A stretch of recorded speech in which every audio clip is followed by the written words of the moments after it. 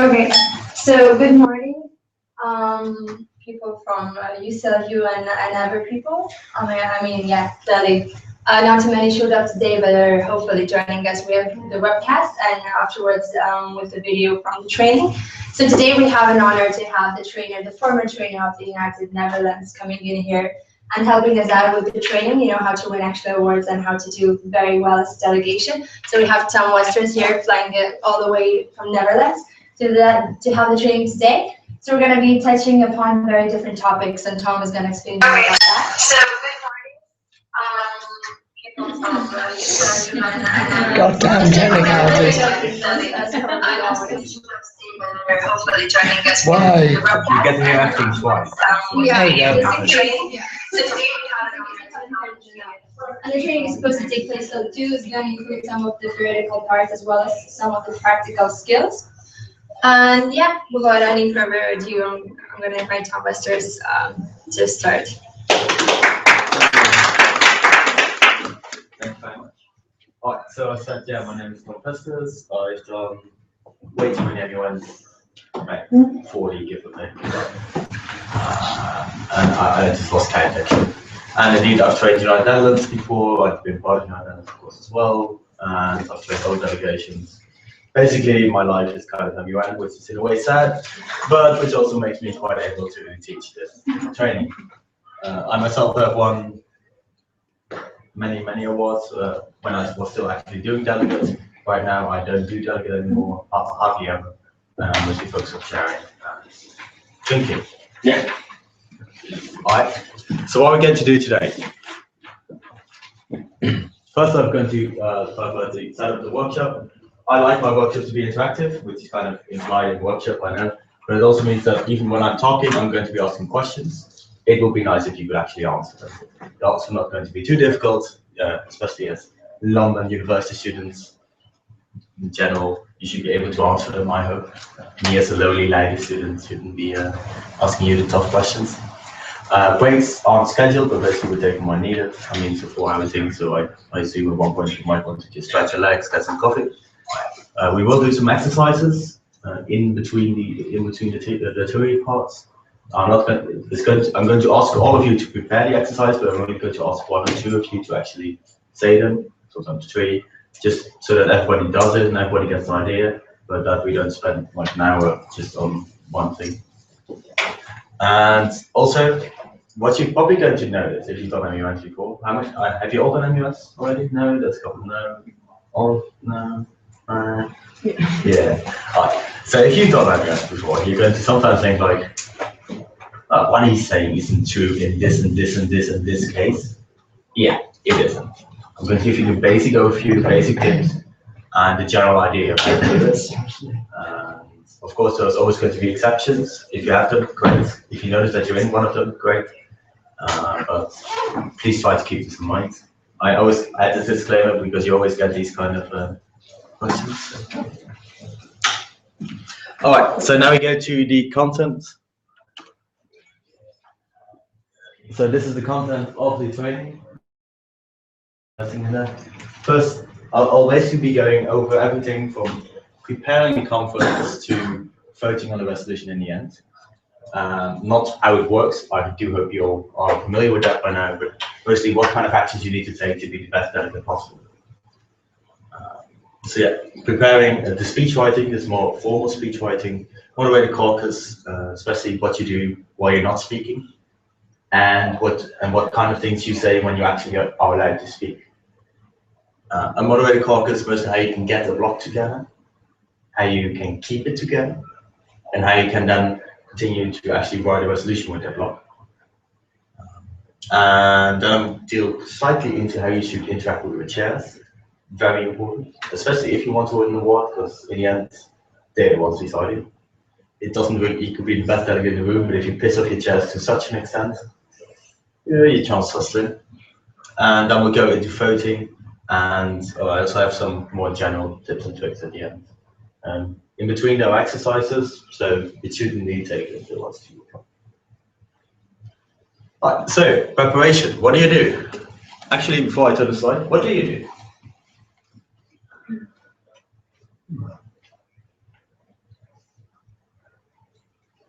we just show up to the MUN conference? Well, you researched the topic of the debate. That would be useful, yes. Country. Country as well. Your country's position on that topic. How do you do that? Look at the former policy relating to the topic in question. Or if you're the, I don't know, if you're a gay man, you think you can find a lot of information? Let me speak about it, which I think many of you do. So what do you do then? Come up with something reasonable. There you go. It's my hold actually that it's much more important to come up with something reasonable than to do proper research. It sounds a bit contradicting. The way you research, of course you should do it. Of course you should look at what your country's policies are and what they want. The way you get down to it, the first rule is don't do it too much. A lot of MUN delegates go to conferences with stacks and stacks of paperwork and be like, oh, I've got everything researched, I know everything. And then during the conference, they don't do anything because everything that they want to do, they have to look up first because they researched it. And then they go to a stack of paperwork and be like, I knew it was somewhere here, and then half an hour later they finally find it.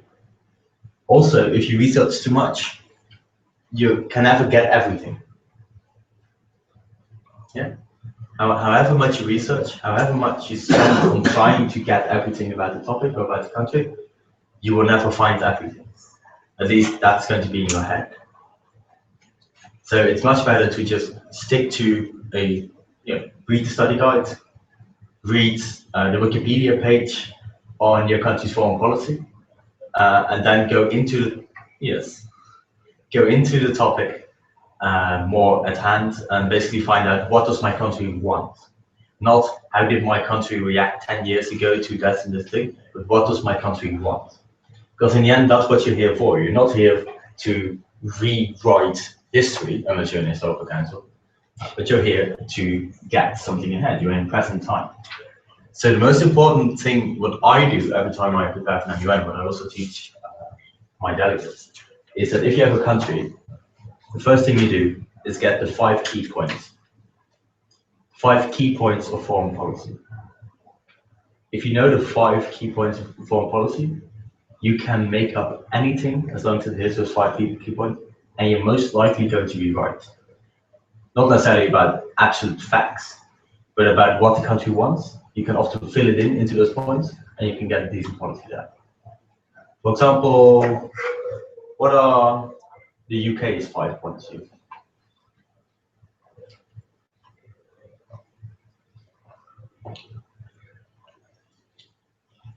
Reasonable independence from other countries in terms of economy and immigration policy.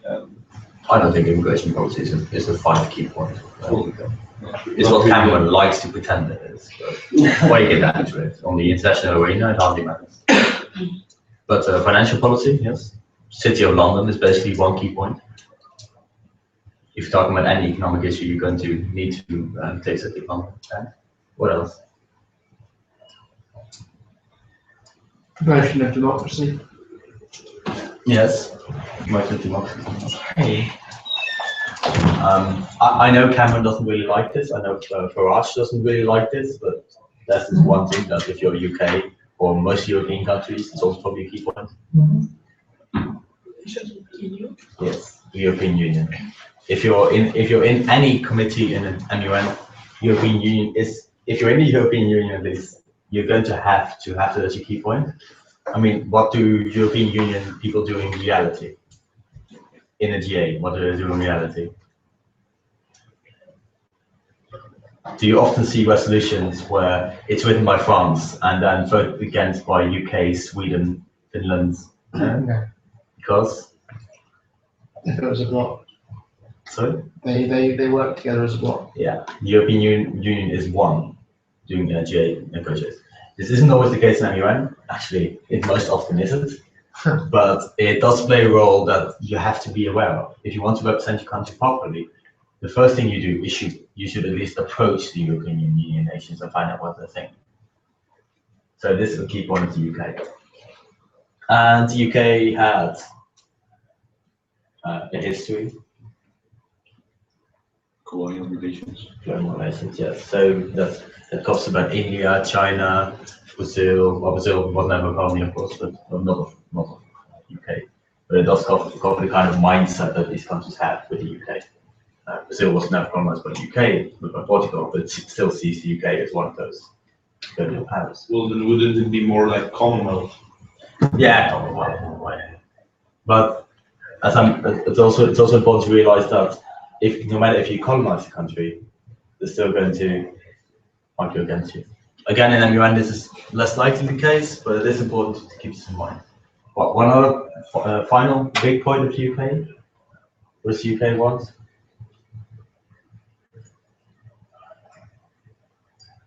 What kind of values does the UK have? It's a liberal country. Rather conservative. It's rather conservative, yeah. Fiscal conservative. So neoliberal.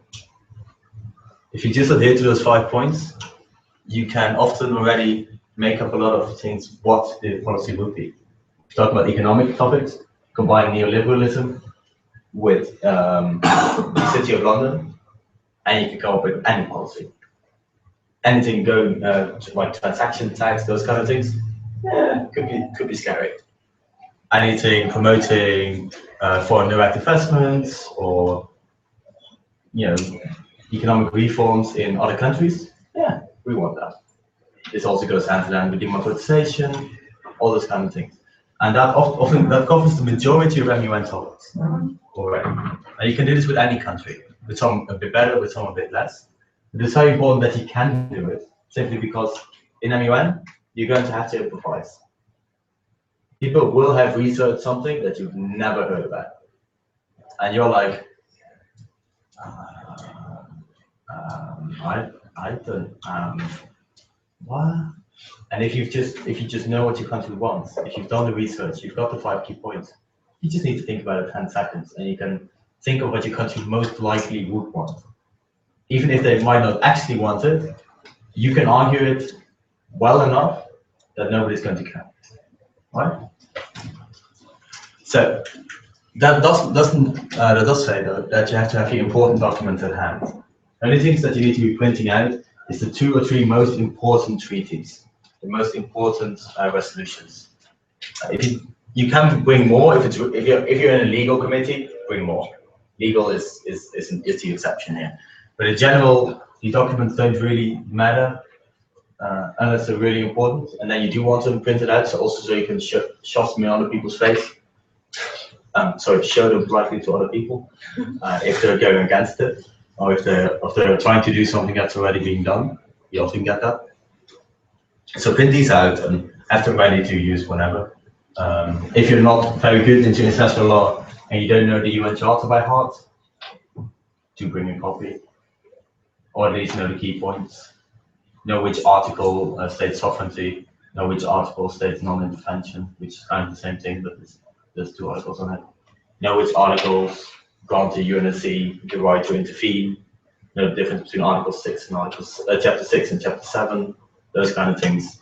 It's more standard, but if you make a mistake with it, people are going to be looking at you weirdly because it's such common knowledge. So it's better to just be safe than sorry in that case. So get the gist, not the facts. The facts can be important in debate, but often aren't, because MUN doesn't really give a shit about facts. It really doesn't. It's all about it's all about argumentation and rhetorical debates, not necessarily about whether something costs $1 million or $990,000. Nobody's going to. Alright, so once you've done your research like that, you need to bring stuff. What you need to bring? Well, your laptop is useful if you want to write anything. USB stick. What do you do with your USB stick? The way it says on PowerPoint. So just bring a generic USB stick that's going to get lost. That's a leading question, I think. So what do you do? They wouldn't need it. Hey, there you go. It's on the slide. Wow. That I had such a foresight to put it on the slide. Yeah, you label it either with a sticker or just make it something very weird. Like if you have like a golden truck, nobody else is going to have it, so you recognize it. And just name it. You can name your USB sticks on the computer so that it shows up with a name. So just name it in your country's name, I'd say. And people, then at least if you give it to the chair, he knows whose it is. Also, it just helps people because often, most people don't try to steal USB sticks. Yet, after a lot of, there are exceptions, but after a lot of conferences, like I've been a chair at a conference and I ended up with 5 USB sticks extra for free. Not because I necessarily wanted them, but because they at one point got handed in, never got taken back, and I was like, I don't know who you are. So do that, and indeed, it also helps that if certain people do want to steal a USB stick, which does happen, they steal it basically to grab the drop resolution and your drop resolution, then it's going to be much harder because they can't really pretend that it's their USB stick because it's such clean labels and names. So that's also one of the reasons. All right, so then we come to a very important, often forgotten point. Actually, no, this is always, this a lot of people do. You have notes with like the country name on them and from the foreign ministry or foreign affairs and blah, blah, blah. I know that's a pleonasm. But what they often don't do, I mean, this looks very fancy and you should definitely do it. Not necessarily because it's going to impress anyone, it isn't. But because you just don't need to write as much anymore. If you have your country name clearly on it, you don't have to write, from blah, blah, blah, blah. It just gives you a bit of time saving. But the most important point I would say to actually prepare is some text on it, not in print, because that's going to be a bit suspicious. But just have pre-prepared notes where you say, hey, and then you leave a blank space, comma. That was a great speech you just had. I think we could work together. Let's meet up in the next unmoderated caucus. Love, hugs, and kisses, Burkina Faso, or whatever country you are. Don't laugh about Burkina Faso. I've been there once. No. So why do you do this? Simply, especially because if you're in a big committee and think about 30, 40, you don't want to be writing this during committee. Yeah, it is a key strategy, as I'm also going to tell later. So having these kind of pre-prepared notes, I mean, you can think of other formulations, but this is the most general one. Basically helps you to quickly send out notes. And what happens if somebody gets a note that says they had a nice speech directly after they gave a speech? Are they going to be angry? Not going to be angry. So what are they going to do? Flattered. Hey, there you go, flattered, or at least slightly more willing to join your side. Because in the end, that's what it's all about. I mean, if you want to go for the absolute win, if you don't want to do that, of course, then that's not. But if that's your goal, you want people to like you, and you want people to get together in a moderated caucus so you can form a block. This one takes care of both. All right, and then the very important point: the rules of procedure. Now, of course, you should know them. However, that's not what I'm really talking about. I assume you all know your rules of procedure and you know that you should know them. What I want you to do is look at how you can use them. Because rules of procedure are rules of the game. And just like in any other game, the rules can be abused. And you should do it. So does anybody know ways you can use the rules of procedure to your advantage?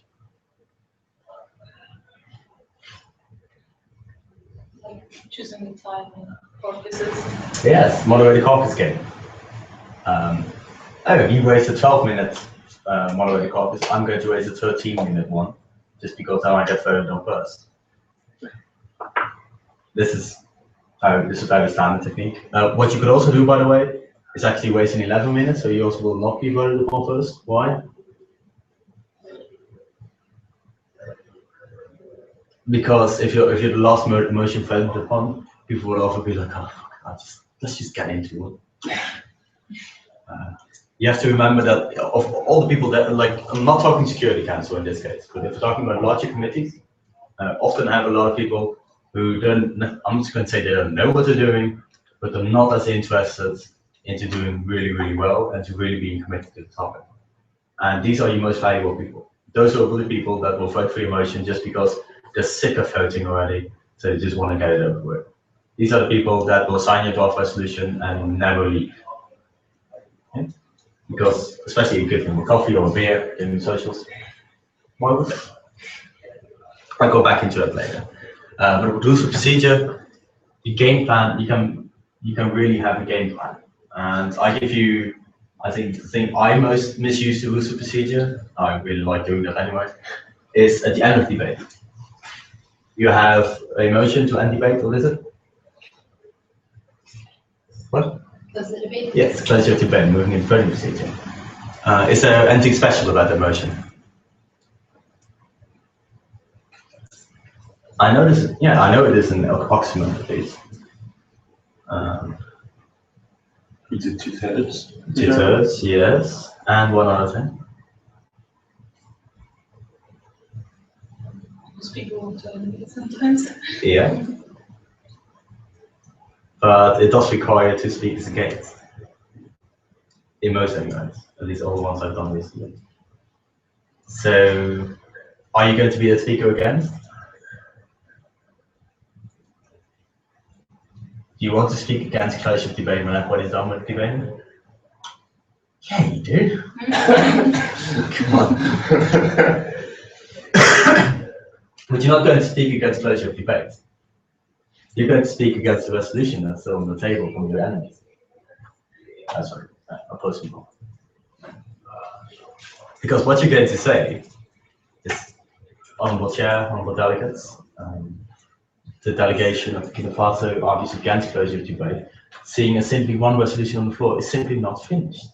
Look at clause this, this, and this, and this, and you can clearly see that this draft resolution needs still a lot of work. Thereby, it will be imprudent to close the debate on such a short notice, whereas we could still develop this draft resolution a lot more. You made a perfect closure of debate speech. The chair will not, chair can't do anything because it's completely in line. You're arguing against closure of debate, but what you're basically doing is grabbing the last chance to speak against the draft resolution. That's the kind of using rules of procedure that I'm talking about.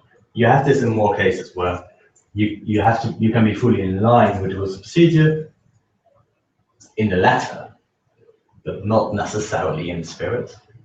But because this is a game, the spirit doesn't matter. So often when you look at the rules, look at it like a lawyer would. Look at it clearly, say, what does it say?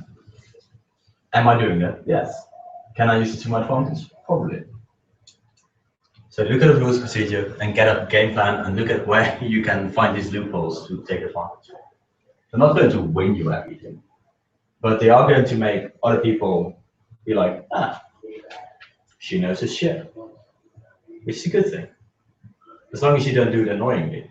But if you manage to convince people that you actually know your stuff, that's good. People need to be impressed.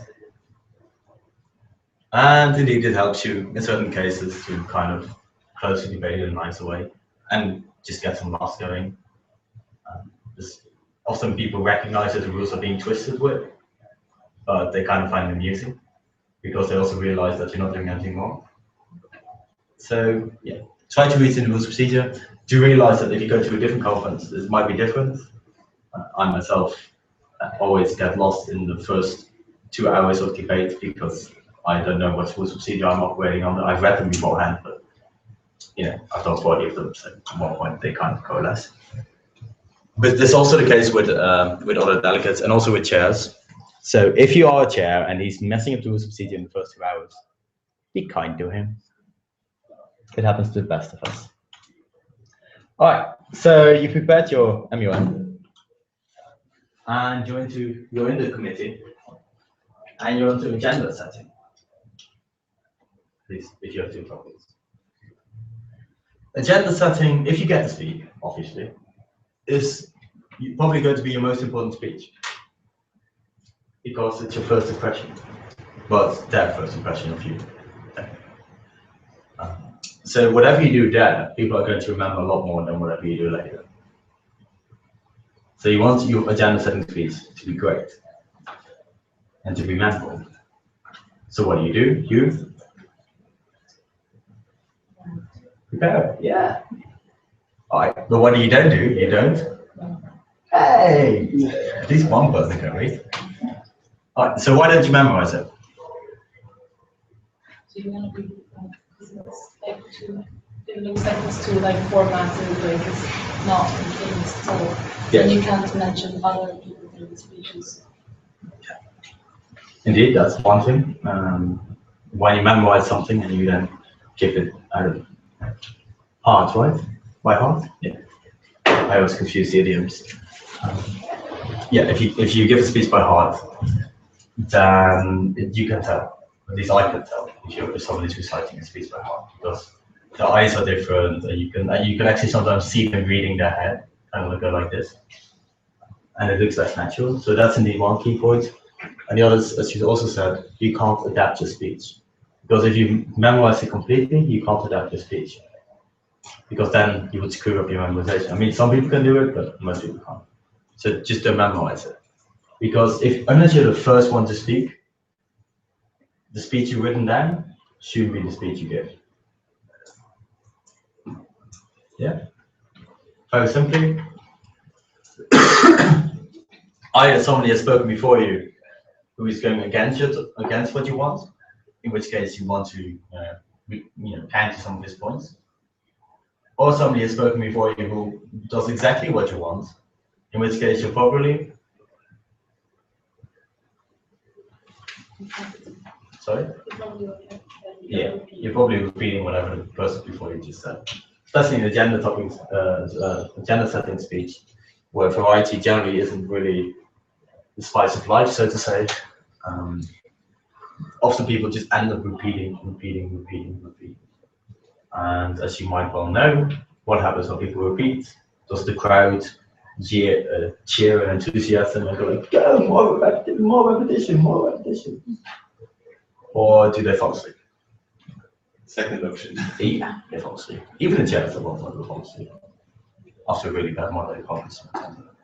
So you don't want to be that guy or that girl or that LGBTQI who just repeats whatever the person before them just said. Sorry, I do liberal arts. It's kind of ingrained in my brain to be perfectly politically correct about gender pronouns. Because otherwise, as a white heterosexual male, I get the full wrath of everything else. So it's a survival mechanism. Anyway, so what you do instead is you interact with the other speeches. You take out the parts that you like and you highlight them. You can do this either by the delegate of Burkina Faso would like to, I'm going to stick with Burkina Faso a while. The delegate of Burkina Faso would like to echo the speech by the delegate of Vanuatu, the delegate of Niue, and the delegate of Zanzibar. Zanzibar doesn't exist. The island Zanzibar, which just gained independence. So you either do that, like just echoing, but don't do that too much either, because it's a bit stale. I echo you. Great. What you do there? What do you do if you echo somebody? What do you signify? Apart from the fact that you say something. If you echo somebody, what are you doing? Just plain English. What are you doing if I echo your speech? Sorry? You're echoing. No, you're not repeating it. You are agreeing with it.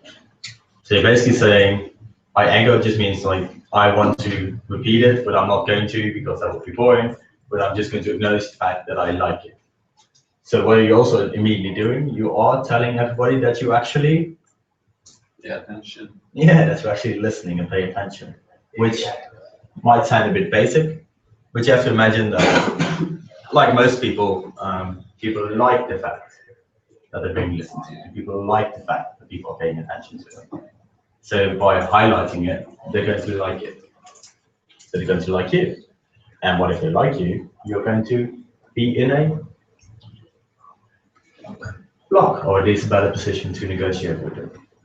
You can find allies that way, right? So what do you want? So instead of angering works away, but what do you also want to do in the gender setting speech? What's the main purpose of the gender setting speech? Again, from the slides, by the way, too. But you can be creative.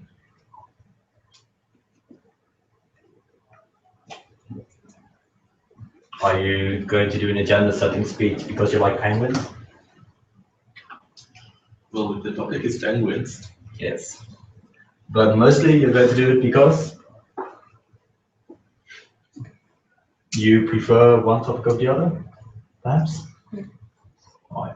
Why do you prefer topics over one over another? And because your country has a better position on one. Reason A, that you should have done better research. Yeah. Reason B, that's often the case. However, what does this also mean? Should you actually care about the topic? Should you actually? Probably not, right? I mean, unless you're Iran and one of the topics is Iranian nuclear weapons, yeah, you probably want to argue against that. Yeah, if you're Syria and Syria, yeah, you probably want to argue against it.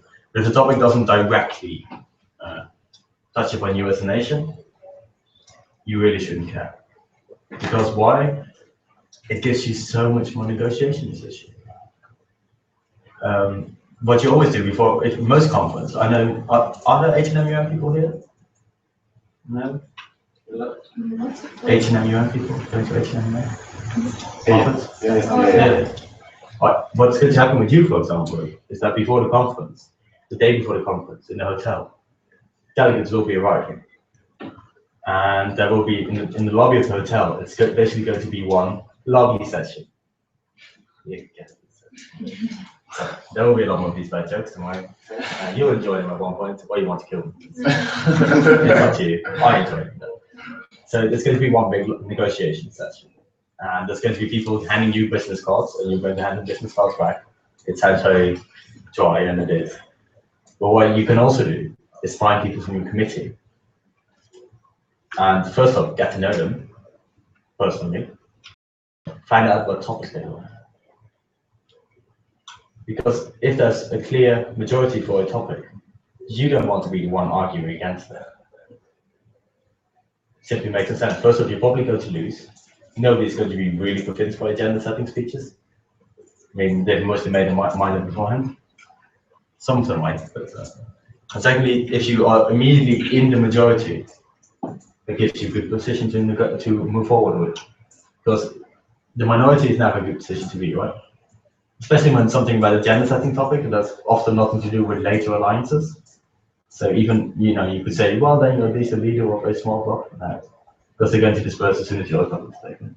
So find out what topic is the most popular, and think hard to yourself. Can't I switch over to that topic if it's not yours? Because most of the time, again, the country's policies don't really argue against using either of the two. Indeed, in some conferences, you actually will end up debating the vote anyway, so that it really doesn't matter. So yeah, also if you're giving an agenda setting speech, as it says there, always emphasize the importance of the topic that you want, but never emphasize the unimportance of the author. Why? You don't want to make enemies. Yes. Anything else? What does it look like if you then start debating the other topic? If you just describe it as unimportant. Shows your weak points. Well, it also shows like any time you get passionate about the topic, or any time you show interest in the topic, people are like, you didn't even want this. You thought the topic was bullshit 10 seconds ago. Why are you now going like this? So basically, you put yourself in a position where people realize the fact that you're not really into the topic. So anything that you're going to try later on is going to be downmarked by like one awesomeness point, basically. Right? Yes? I wanted to add on to that. Yeah. There's a chair sitting in front of you who has written the topic and who most probably, if you have a That committee too, yeah. of 2 chairs and 2 topics, you're going 1 chair for votes and 1 topic and selected 1 topic. The other chair selected the other topic. So if you kind of say, no, the topic is bullshit, we shouldn't speak about that, you know, it's not important, and then the chair listens to that and is gonna remember, you know, oh, okay, that delegate doesn't like my topic, so that's gonna be remembered by the chair, and this is not the first impression you wanna make for your chair, who's gonna be selecting who's gonna be winning in the committee.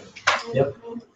Now again, I mean, chairs have been chair enough. We know which topic is nice.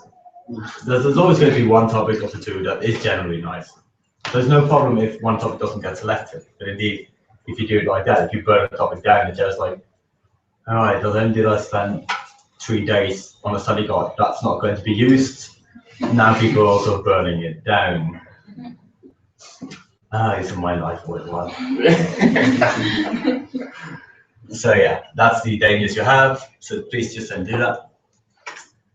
Also, this is going to be a recurring theme, but as soon as somebody has spoken, you send them a note. You don't have to do it for every country, but on the whole, practice as a rule. If somebody has spoken, do informal debate, not doing moderate caucus, because at one point your hand does need some rest. So do informal debate, send them a note, saying like, nice speech, I'd love to get together, and you start up, hugs and kisses, or whatever you want to write on your note. But yeah, keep it friendly, keep it a bit informal as well. You don't want to be the guy that's giving a session, even if it does the notes, or girl who does the notes very formal, because people are going to read and be like, I know it's very much like real UN. Of course it isn't. I've seen diplomats. I assume you have as well. They can be very informal. That's how they make friendships. There's a reason why they can be very informal, and there's a reason why that makes them friendships.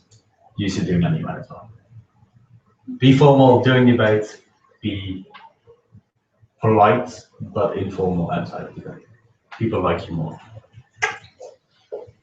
Alright, so once you've done that, you write notes to speak, basically either saying just great speech, that can be all that can be all there is to it. Hey, I like your speech, well done. Especially if it's a delegate who doesn't seem too secure about the speech. I mean, it's also just a nice thing to do. You can also do it without any political motive. But often nice things to do and political motives do coincide, sorry, so you might as well do it. It's really going to help you getting friends, at least. So what we're now going to do, I'm going to shut up for a while, which I assume you're all very happy with. And you're going to do it. So you're going to write 5 minutes, I'm going to give you. It doesn't have to be a perfect speech, but just a speech why your country, this can be any country of your choosing, prefers either the use of UAVs, unmanned aerial vehicles, by the way, drones, in warfare, or post-conflict peace building. That's going to be 45 seconds.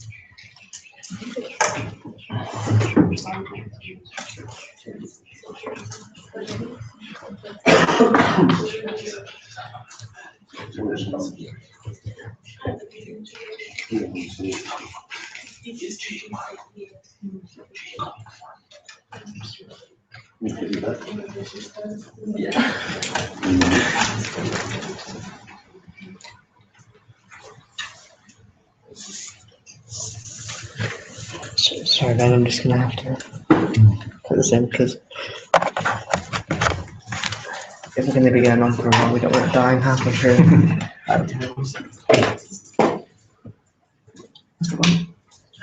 Alright, there we go. Cool.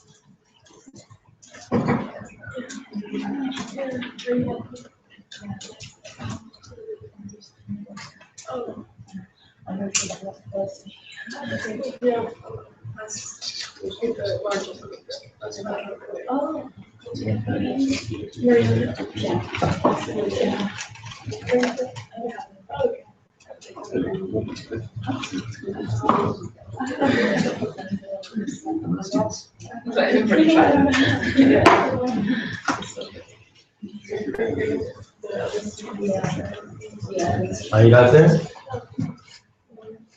Right on, or doesn't have to be a brilliant speech.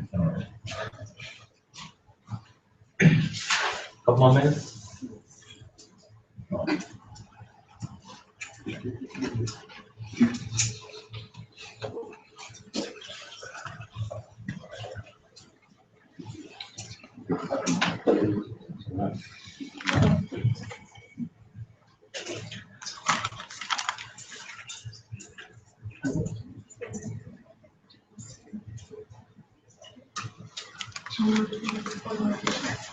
Actually, well, I've never written a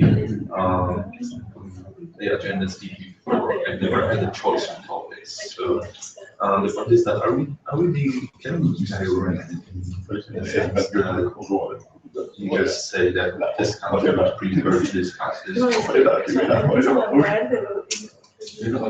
Yeah, you can just I got to this week. It's fine.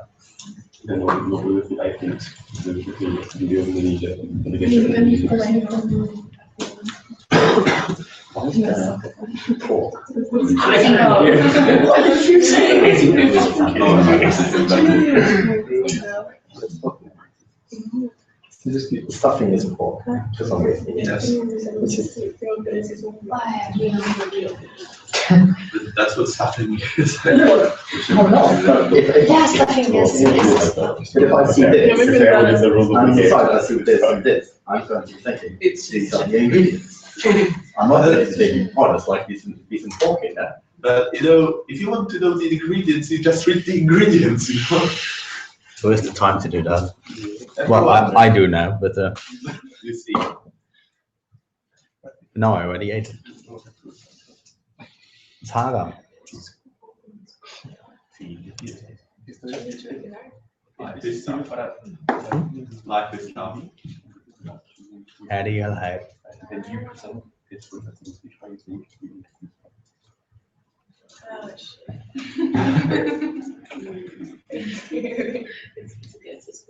Yeah.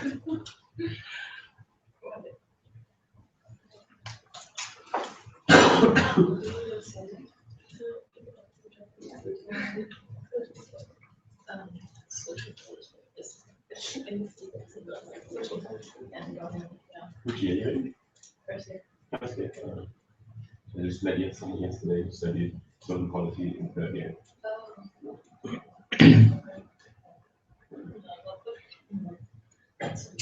Yeah.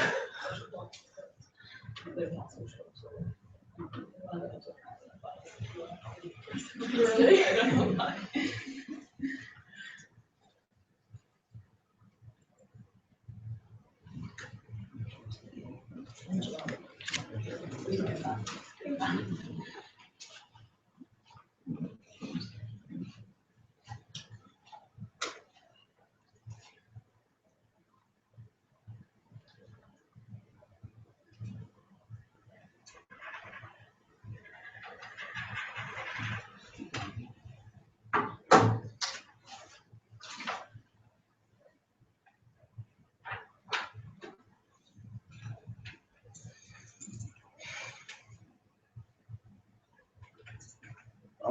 I'll give you guys one more minute.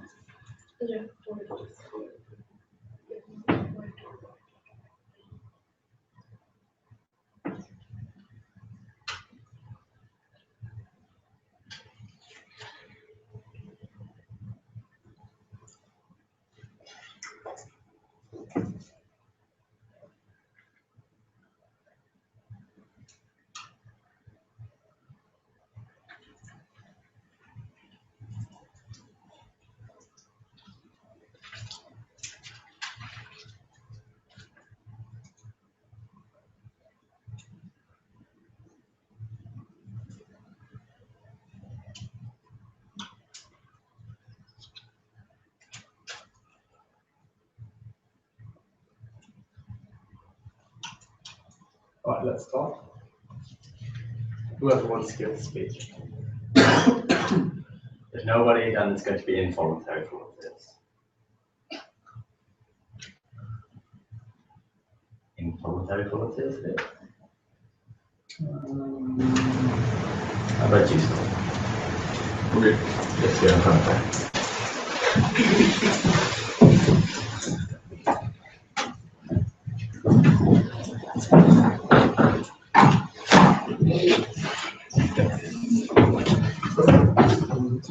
Right, same as doing working, I'm going to start for 10 seconds, 10 seconds left. Okay, honorable chairs, honorable delegates, the delegation of the Republic of Indonesia would prefer to talk about post-conflict peace building. As a mainly Islamic nation, we believe that it is extremely important nowadays to focus on how to build how to construct a proper and long and lasting peace, which prevents the radicalization of religious and political groups.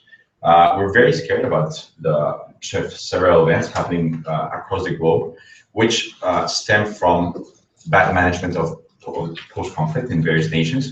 So we think it's essential to maximize the protocols that will lead to a proper peace worldwide. Thank you very much. Thank you very much. I know you can't do the normal MUN, but you can do it. Right. I think got the basics of the agenda setting right. You know, you're just arguing for one topic. I didn't really get the link between Islam and post-conflict peace building. I don't think an Islamic nation would ever make that link. Because what is it essentially saying? That is that I don't know. It's just speaking from like experience, but I know what you mean. Like it's saying that in general, Islamic people tend to radicalize more, or tend to, or that the Islamic people need help in building the states. Neither of which an implication you want to make. Be very careful when making those kind of equations in MUN speech, because there will be nations that are going to take offense. But in this case, you could also say we feel our brethren in Iraq and Syria are having a problem with this kind of post-conflict peace. I mean, this officially is about Iraq and Syria.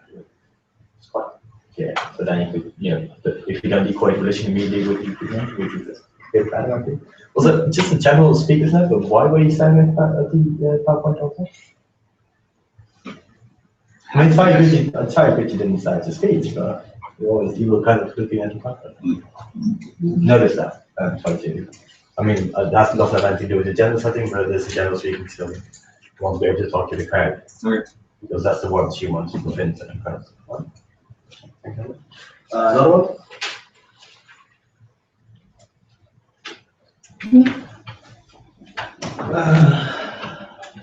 There we go. An almost involuntary commentary into involuntary.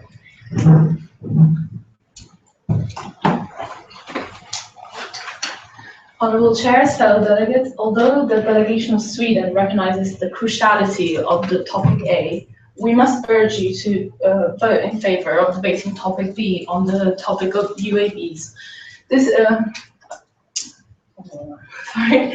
is because, as we see in the United Nations history, there has been cut-edging topics on mass destruction weapons, nuclear weapons, chemical weapons, and now UAVs seem to have to be added to a list. Do we really want this? Today we have the opportunity to shape the future of mass destruction, and it is not our priority at this dissect committee. It is our duty to prevent further mass destruction. So we have this opportunity, fellow delegates, and the delegation of Sweden urges all of you to vote in favor of this topic. Thank you. Thank you.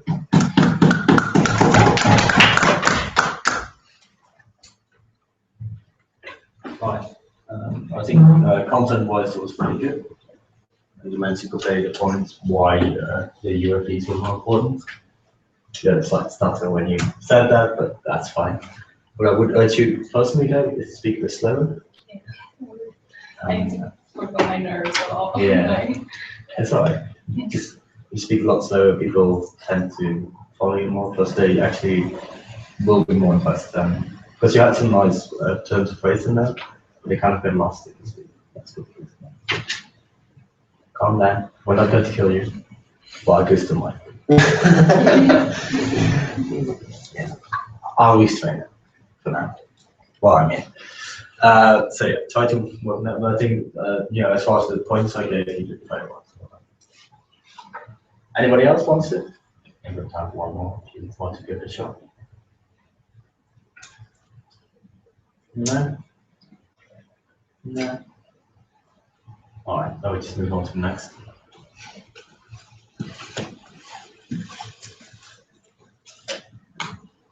Which is the opening statement. The opening statement is, of course, after you've chosen a topic. Depending on how the rules work and what kind of chairs you have, either everybody's going to make an opening statement or only a couple of you are. In general, I'd say even in big committees, they let about 20 people speak. But you know, if you're in a full committee, as you might be in MUN, some chairs actually do complete opening statements, which is, well, let's say it's very interesting to watch. No, it's not very interesting to watch, it's very boring to watch. But it's interesting to see how the chairs stay awake. That's actually interesting. Anyway, so you have opening statements, which are basically often, if you didn't do an agenda setting speech, hopefully you do one of these. Because again, they give a good first impression of you, and they give you an opportunity to decide the date. If your opening speech gets caught on, it's popular in a way, you know, it gets people moving, you've already decided the date with your first speech. Now, of course, that's not going to guarantee it for you, but it's going to really, really contribute to you, especially in bigger committees. Because if you're doing an opening speech, you're often standing in front of the room. You often have everybody looking at you. So what happens immediately? People will start to recognize you, yeah. They start to equate you with that good speech. If you gave a shitty speech, they're not going to equate you with shitty speech, you're just going to forget you. So don't worry too much about really making, like if you make a mistake, that's fine, people won't remember that too much. Because most speeches in the opening rounds aren't that great. But if you have one which was, that's how to get you remembered. So that's how you should write it. You shouldn't write it to be a policy paper. You shouldn't write it, the United States of America thinks that the use of drones is good because it allows us to eliminate terrorists on a remote basis. And we do think that this is the most safe way to eliminate these threats to national security. Also, we feel that the cost-benefit analysis of no, that shouldn't be your opening statement. The opening statement should be something that's memorable and that gets people thinking. How do you do that? Simple. Write it beforehand, just like the speech. These are the only two speeches you can actually write beforehand: the agenda setting and the opening statement. Because if you have two topics, you just write one for both topics. It's not that much effort. And get some nice rhetoric in there. Get some nice turns of phrase. Be comfortable when you're saying it. If you have trouble with nerves when you're speaking, that's fine. Just then practice a bit more, so that when you're giving that speech, you look very confident. And as soon as you look confident in the speech, and you use rhetoric and you use memorable turns of phrase, people will remember you, which is the most important thing you can get in an MUN committee. If it's anything above 30, 40 people. You know, Security Council people tend to remember you simply because you're not with that many. And you have to be really bad at phrases.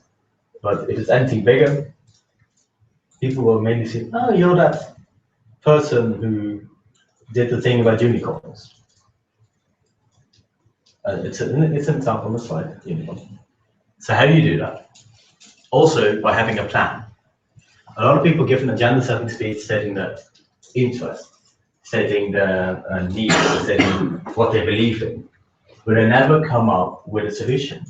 They never say, this and this is the problem, therefore we should do this. No, they just say, this is the problem, this is the problem, this is the problem, and we think this, we think this, we think this.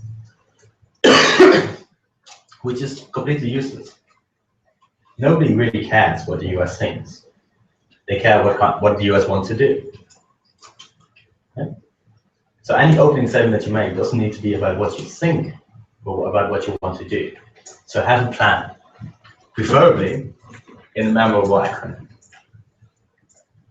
So have something like the nation of Swaziland would like to propose the triple I plan. Integration, investment, infrastructure. And we're talking about sustainable development or something. So these are three key points within that topic, and triple I, you remember that. Yeah? Or go with the funny way. Go with unicorn. The UN Integration Committee on Refugees of the Nordic Circle or something. Yeah? You can make these kind of acronyms out of everything. If you want something, you can probably make a funny acronym out of it. And people remember unicorn. They won't remember we should set up a committee to help the Nordic refugees to get better and to really help them to distribute equally across countries. You're basically saying the same thing, but the catchy phrase. Sorry. The catchy phrase is what people are going to remember you by, and thereby also remember your speech by. And even better, they might actually at one point start using it themselves. Because especially with funny phrases, people like using it. They like talking about unicorns. It doesn't make any sense. But it's the perfect excuse to, in a very formal setting, very seriously, mention the word unicorn 2 or 3 times. People tend to enjoy that. I tend to enjoy that. We had once, we did a historical summit on creating UN basically. So we named it UN whiskey. We actually wanted to make it vodka, but that wasn't allowed. Because simply that was the, something with the Kremlin alliance, the Democratic Kremlin alliance or something. We just made it kind of funny, and people then suddenly started taking it over. And even though they might not agree with all our plans, they like the acronym so much that they'll twist and turn to kind of fit it in, because they want to pass a resolution with unicorn in it. So just a simple thing, just a simple, stupid acronym. Also with something like III or something, it doesn't have to be stupid, but just when it's memorable, people will want to go the extra mile to facilitate it, if you bring it up.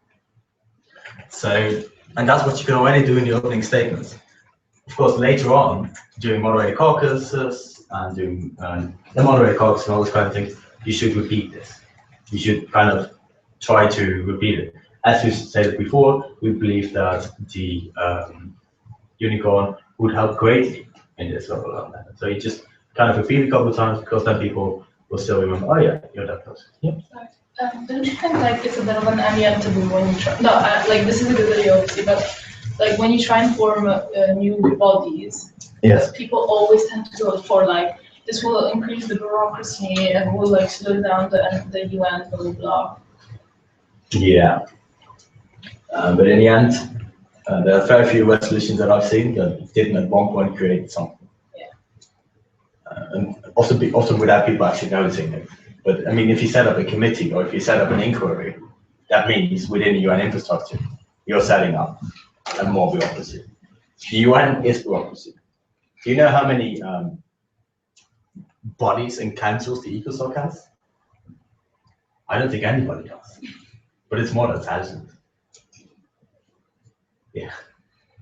So yeah, people are going to say that, but often there's going to be a minority of people. Generally, it's going to be the opposing bloc who doesn't want you, and probably, yeah. It's probably so you can't say anything else about that increase. Yeah. Unless it's something that's already being done. Okay. If you're going to create a committee that already exists, yeah, then you made a mistake. You should have done your research better. But if you're making a committee that doesn't exist yet and that you can argue at something, the argument it's going to increase bureaucracy is not really going to impress a lot of people. As long as you don't really go into it. Like if somebody says increase bureaucracy, you just say, yeah. It's weird. Your point. It's not going to really, unless the topic is reducing bureaucracy in the UN system, you probably don't want to be setting up a committee to reduce the bureaucracy in the UN system.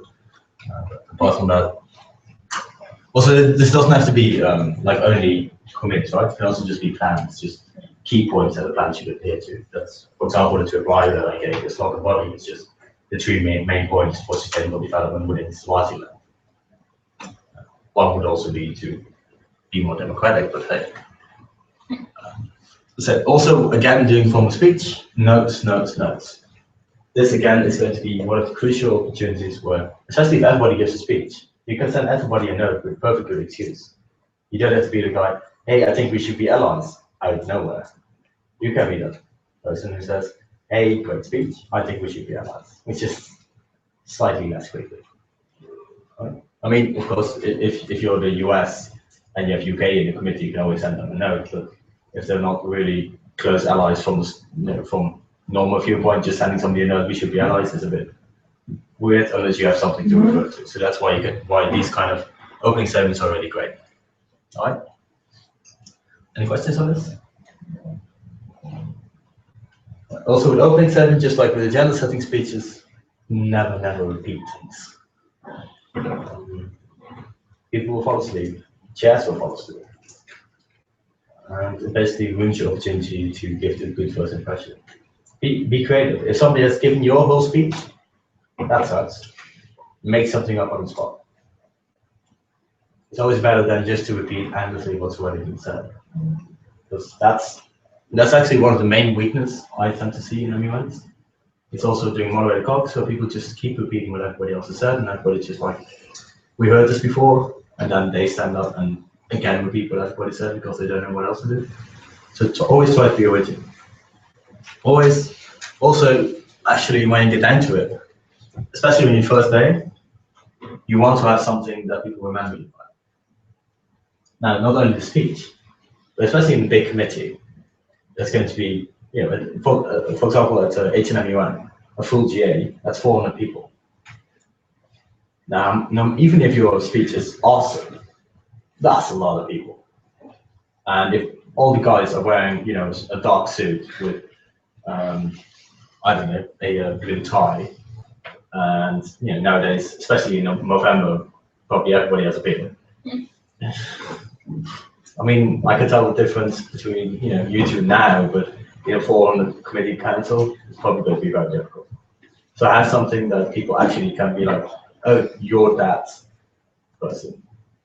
With UNL, this works. It's ugly as shit. I'm well aware of that. It's very, very ugly, but for me, that's sentimental value. But it also helps people recognize you. People love it doing MUN debates. Not that they're not just trying to flatter. They're actually saying like, yeah, it's very good. People recognize you, they can see what you do together. And if you see somebody with this tie making a speech, you're like, oh, they must be very confident to wear the tie. But it does leave an impression and people recognize you. Yeah? And that's what it's all about. Opening statements are there to facilitate the moderated caucus. Because you want to be the person that doing moderated caucus, people go like, hey, great speech, we should work together. Yeah. I have to say that my personal skills is speaking and moderated caucus. So my moderated caucus it's getting better, but it's not my main skill. What I mostly used to do was just basically get people be so memorable doing moderated caucus that people flock around me doing no more. I didn't have to do anything. I just kind of sat down with my computer and said, okay, let's start to write. So that's the strength of having a good opening speech, of having a good moderated caucus kind of style of debate. Because in the end, that's what people really see. If you're the best negotiator, that's great. You can form blocks. But what you're doing is a one-on-one thing. If I manage to charm you into my block, which I'm sure I can, that means that perhaps you'd be like, oh, he's a great negotiator, but the rest of you haven't seen me doing it. So you're not going to notice it. The chairs probably haven't seen me doing it either. So while it's great, and while you can it's certainly part of your strategy, having a good mod strategy is much more noticeable and it's more effective in like time effective at least. In fact, that you can get more people over with an opening statement in 1 minute than you can approaching everyone individually. Though at the ultimate, you should be doing both, which I will go back into later. But first, I am going to have you do another exercise. Yay! I love your enthusiasm. All right. So again, I thought I added the. No, anyway, my apologies. It's the same slide as before, but in this case, you just write an opening speech on either of those ones. Why I chose these topics? Because at Stockholm last week I had these topics, so they're easy for me. You all know what DICIC is, I hope? The Starman with the Security Council Committee. Sorry. It's basically unity, right?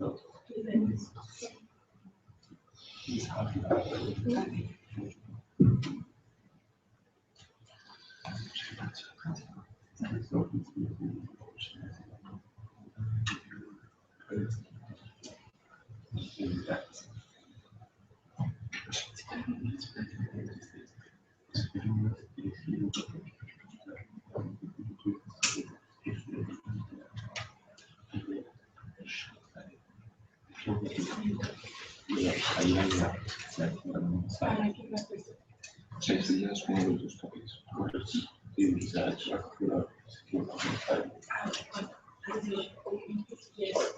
Sí, sí, es un topic ya como y pues ya,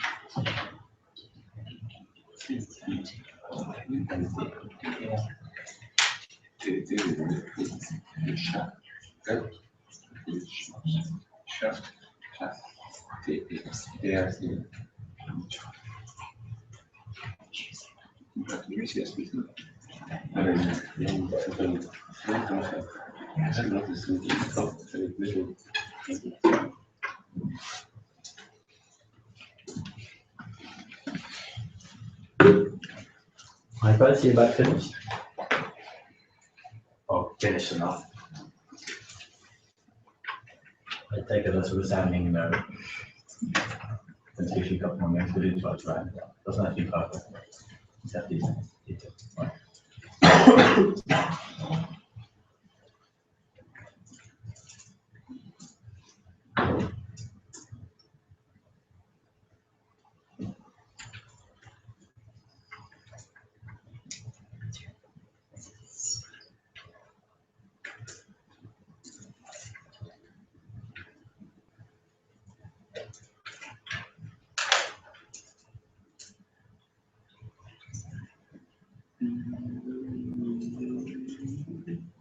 You have to go explore.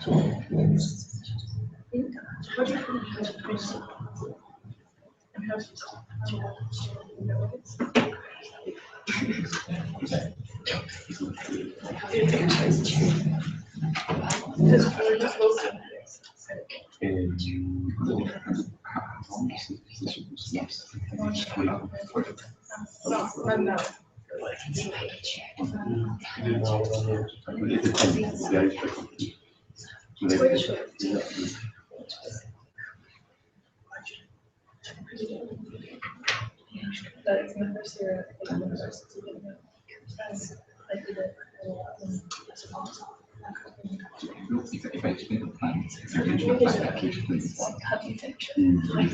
Yeah, I do have look at the shares on the moderated caucus. Therefore, backbone of the day. Moderated caucus is when we said the session admin to the gate is motion to and moderated caucus on particular the issue of wanted getting local jest forma akceptu centralną hablando y lo utilización porque hambre entonces es cuando se dice que cuando es una one y cuando se puede levantar y escalar como y esto es el plan este es el plan no te dices es algo que se puede hacer para hacer buenas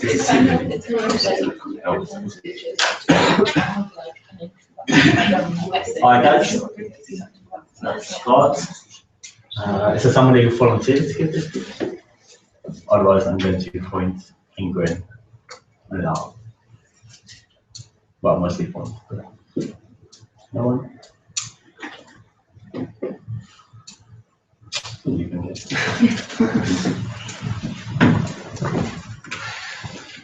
Which topic? Post-conflict. How long is it? 45 seconds? How long? 45 seconds. Well, you know, if you really want to do 1 minute, I'm not going to stop it. Let me grab mine.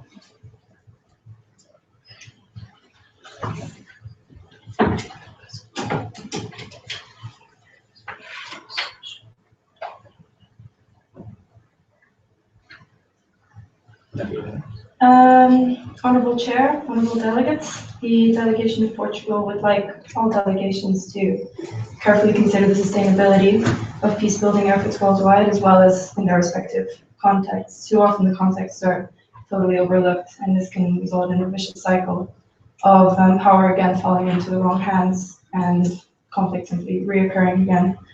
Communication is key to sustainable relationship building, and the developing countries of this world are already in this mindset due to the Millennium Development Goal number 8, which is developing global partnerships for development.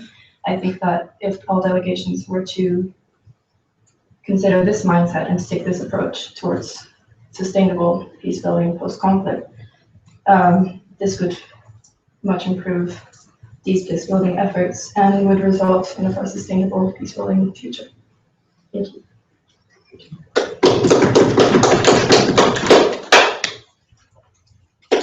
All right. All done.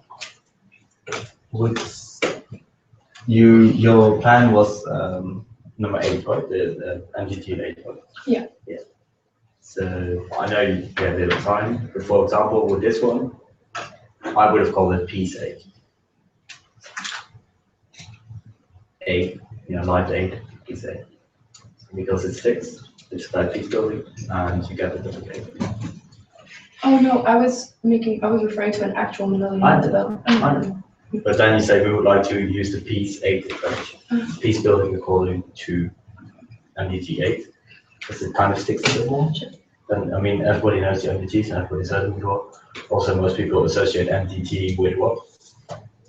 Success? Failure. What? Failure. Yes. Well, it's not necessarily a problem. I do think that it's a creative use of MDGs and needed as well. But if you used a bit more sticky, basically, if you kind of made it a bit funny, a bit memorable, instead of just repeating something, it would have been even better. Also, just as a general speeching note, watch out for I think it was because you're reading out, but do try to have a bit more variation in each speech, especially when you're making a point. Make a point. Yeah. Thank you. Anybody else? You want to go? No. So bad at public speaking. That's why we should train. Yes. Yeah. Like also give public speaking class, and the first thing we say is practice, practice, practice. It's a skill. It takes 10,000 hours to. You know it. Okay. Honorable chairs, distinguished delegates, the delegation of Germany recognizes the importance of regulating the use of UAVs in warfare and hopes that this urgent issue will be resolved by the means of strict international cooperation. The delegate believes that usage and deployment of both surveillance and combat drones has to be strictly regulated, but understands fears of several countries that it might violate sovereignty and hopes to work on that. Germany would like to propose a common PUT policy, parliamentary decision, UN control, and transparency in international relations. The delegate is keen to develop on the mentioned points during moderated and unmoderated caucus. Thank you. Thank you.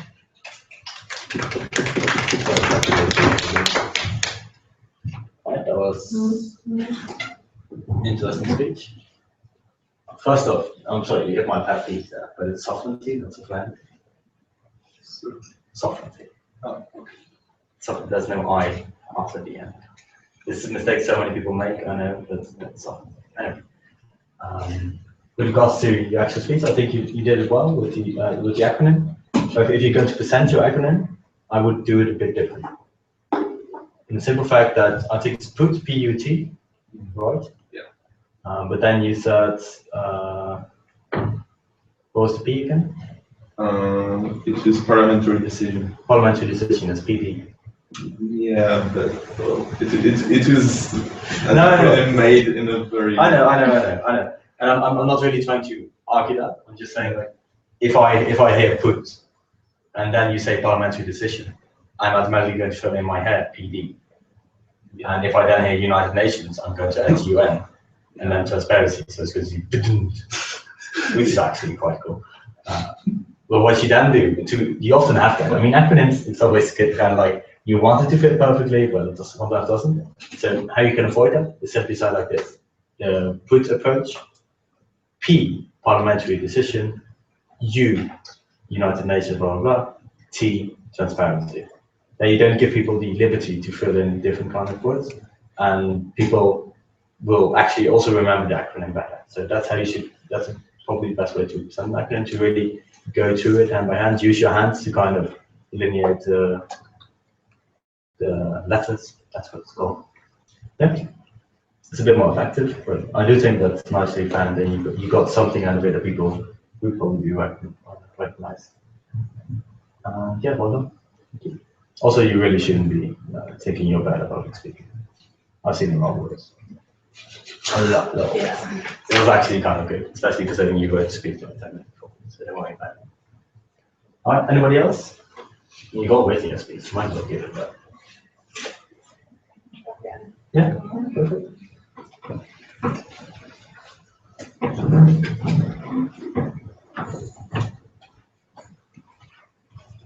Honorable chairs, fellow delegates, oh sorry.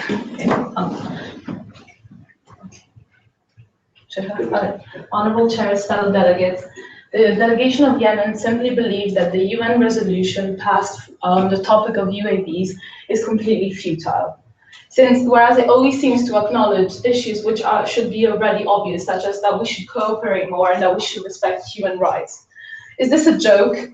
Are we going to sacrifice a day of our work just to pass a resolution which leads nowhere? We need concrete solutions. And this is why the delegation of Yemen would like to introduce the DDD plan, which is drone destruction and declaration and destruction, where we urge countries to declare the number of drones they possess and to destroy them to a certain limit that we will agree in the committee. Therefore, the fellow delegates in this committee, are we actually going to pass another resolution proving that we're just a committee bullied by war-hungry imperialist powers, or we're actually gonna hold up concrete solutions. This is your choice. Thank you.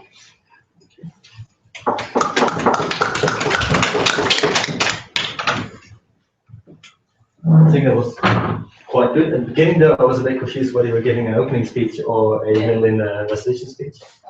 But I think you were referring to the resolution that was passed a couple of days ago. Yeah. So what you don't want to do, the resolution passed on the top, especially if it's just recent. Delegates might have done that research a week ago and haven't kept up with what's happened. So I always try to include the data there, but I think it's a very good reference. You had a good plan. I would say triple D, not DDD. I know it has some juvenile connotations, but then again, so does DDD in a way. And people will often either add one or subtract one because they forget how many there are, because with triple D it's very clear how much it should be. But apart from that, I think that's very well. Yes, please. Anybody else? Or can we move on to the next? You want a break? It's been a while already, so you can always take a break. Yeah, let's say we commence in 10 minutes.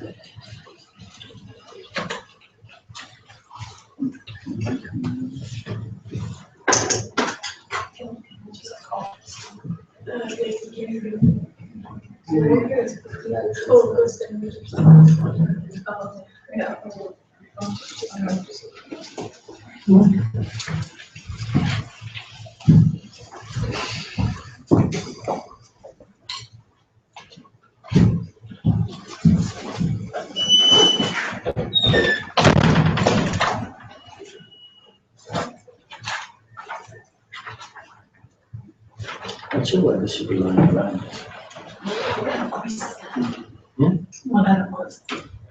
2012 intake register. I'm not sure what it is. I'm sure it's important.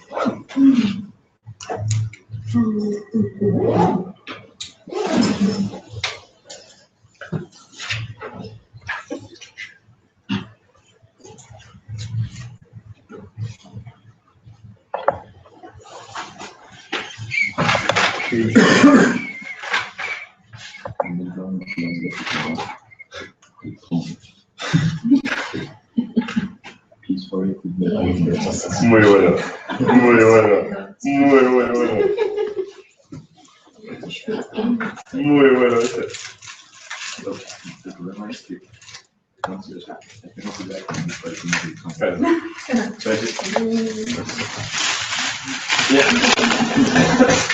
Maybe should be the other way around.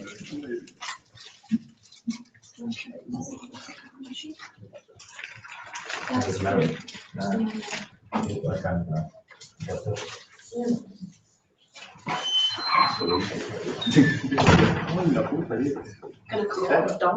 Ah, okay. Fair enough. Sí. Me corregí la palabra y él también hace bastantes errores, o sea que no me he hecho mucho daño con el That's what you don't volunteer. Es verdad, You do it. How much I should encourage you to think you do it instead of the next exercise? You do it. Really? Wow. That's nice. So I need to go to work. Oh, okay, that's fine. I'm joking. You can go when you want. Claro, y lo ves, y lo hace bastante gente, que todos llevan un color, por ejemplo, o sea, todos llevan de este color. Like, todos llevan, it's all being recorded as well. It's being live streamed now, and then after the live stream, it gets put on the YouTube. So if you want to watch the rest, you know, I'm going to put the links on the page, so you can watch it there. It's really handy. Yeah, well, it was the president's idea, August. It was her idea, and it was like, I've only just been elected secretary of the past week, and then she came to me and said, "Oh yeah, we want to live stream this." It's like, okay. I've done live streaming before, but usually it doesn't just involve a laptop. So hopefully in the future we have a plan to do it again. We'll have more stuff than just a laptop, but it's doing all right so far. Yeah, well, It's going really well. you can try to convince UCL to use Lecturecast. Good. That is actually like not for live streaming, but then for the presentation, especially that it records the PowerPoint as well. So It's a good point. Well, if there are any meetings like that more often, For experiences. I need to check if that's swimming competitions today. It really does. But, Yeah. well, why not? Yeah. So how are you guys finding it? You finding it alright? Yeah, it's interesting. Certainly. Yeah, it's great.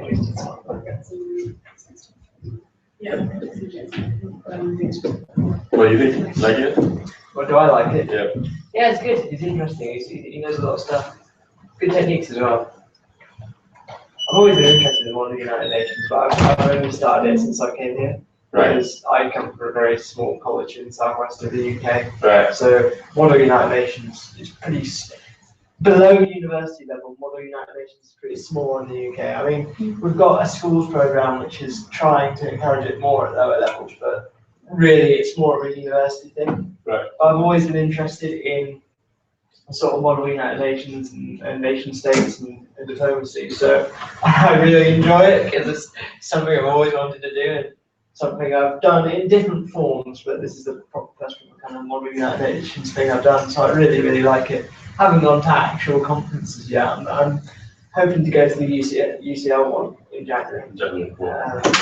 But I actually applied to be a chair of that one because I've got some experience of chairing similar things. Maybe not, like I said, I've never done MUN before, but I have chairing experience in other medium, so hopefully I'll get selected for that. And if not, they've got like a fallback thing, which is you can be a delegate instead. So either way, I'll be going. So I'm really looking forward to it. And to which committees did you apply? I applied for Crisis and Security Council. SC and DISEC. Well, probably I'll get co-chairing in DISEC if I get anything, but That's good. Good. well, it might happen. Like they said, they are willing to get some first timers to chair. Yeah, I mean, it's a good experience. Yeah, but the point is that well, there are many people applying to be a chair with a lot of experience in making a decision. If they are willing to get experienced or inexperienced people to chair. Well, sometimes they'll take a mix. Sometimes they'll take some experienced ones and some inexperienced Well, ones. What they want is they want the experienced ones to make sure it runs smoothly, and the inexperienced ones To learn. to learn and then to ask for motivation as well. Because just because you're inexperienced doesn't mean you're not going to be good. Yeah. You could easily be good even though you've never done it before. They want more people to do that sort of thing, so they'll encourage more people to. Also, the thing is, actually, if we that is the best solution, and they may think that let's have an experienced person to chair and an inexperienced to co-chair, so that they can always switch roles. But yeah, assholes. Like the worst thing would be if you're co-chairing, if your chair is over ambitious and wants to chair the whole thing, then you wouldn't get any experience. Everyone's leaving. Some people are busy. Yeah. It's alright. That's why we're doing this. That's why we're live streaming and then getting it posted. There was supposed to be so many more people here. Yeah, personally, I think it is this. I think people now knowing that they can skip it out and just watch it later.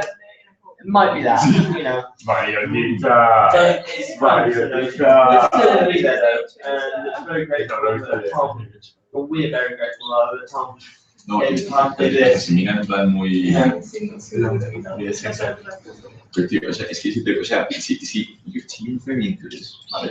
way, it's better that there are a small amount of people there, because if it was a larger group of people, any extra noise would kind of upset that, so that it's kind of nice that it's quiet in here, because then whoever watches it back will hopefully hear it more. I haven't had anyone tell me any sound problems or anything, so it looks like it's running okay, and when I play the video back on this, although there's a small delay, which I think is deliberate, the video itself is rather smooth.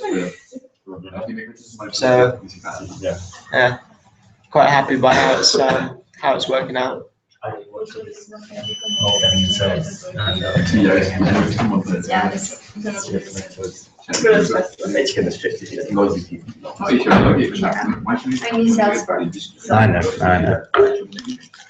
I'll come here for a mask. I'll come here for the mask. Y ahí lo han dicho, la palabra, o sea, hay diferentes palabras. If this is the population, I can listen. Pero es una evolución, luego hay verbos que se utilizan siempre en diplomacia y en lo mismo. Aprendes 10 de esos, un fancy y ya está. Desde el fancy luego Es un poco de lacre y ya ganas. Ahí hace el 10. Ya te puedes imaginar un montón de palabras.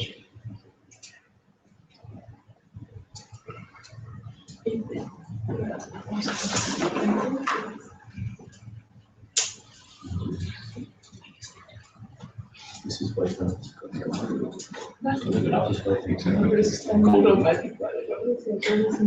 Volunteers have been up to me for like work and stuff, so I would like to.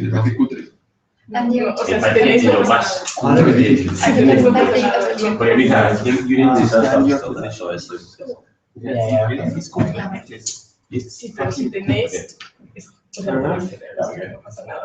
aunque yo tuviese solo botones de esto, si tú piensas que es cutre, te puedo decir que es cutre. Por ejemplo, yo pienso que eso de Pepe Jeans es cutre y lo mantengo, este es my position. Alright guys, let's start the game.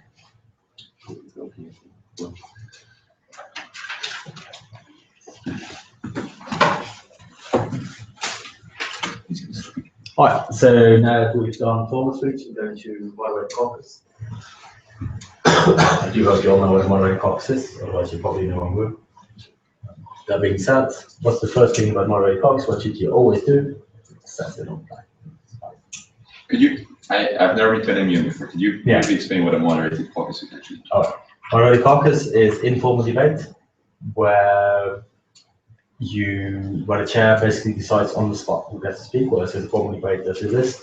Moderated caucus is just that the moderated caucus gets accepted, and then they say, all those candidates wishing to speak, please raise your packet, and you raise your packet, and then the chair will choose one of you.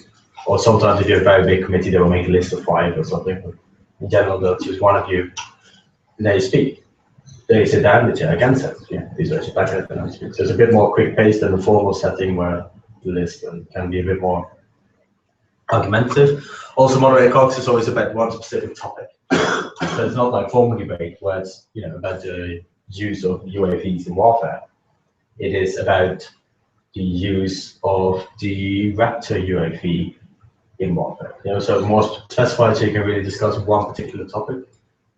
So, for example, or the use of non-lethal drones in warfare, which is a very different topic than lethal drones. And people are not allowed to speak outside of that topic.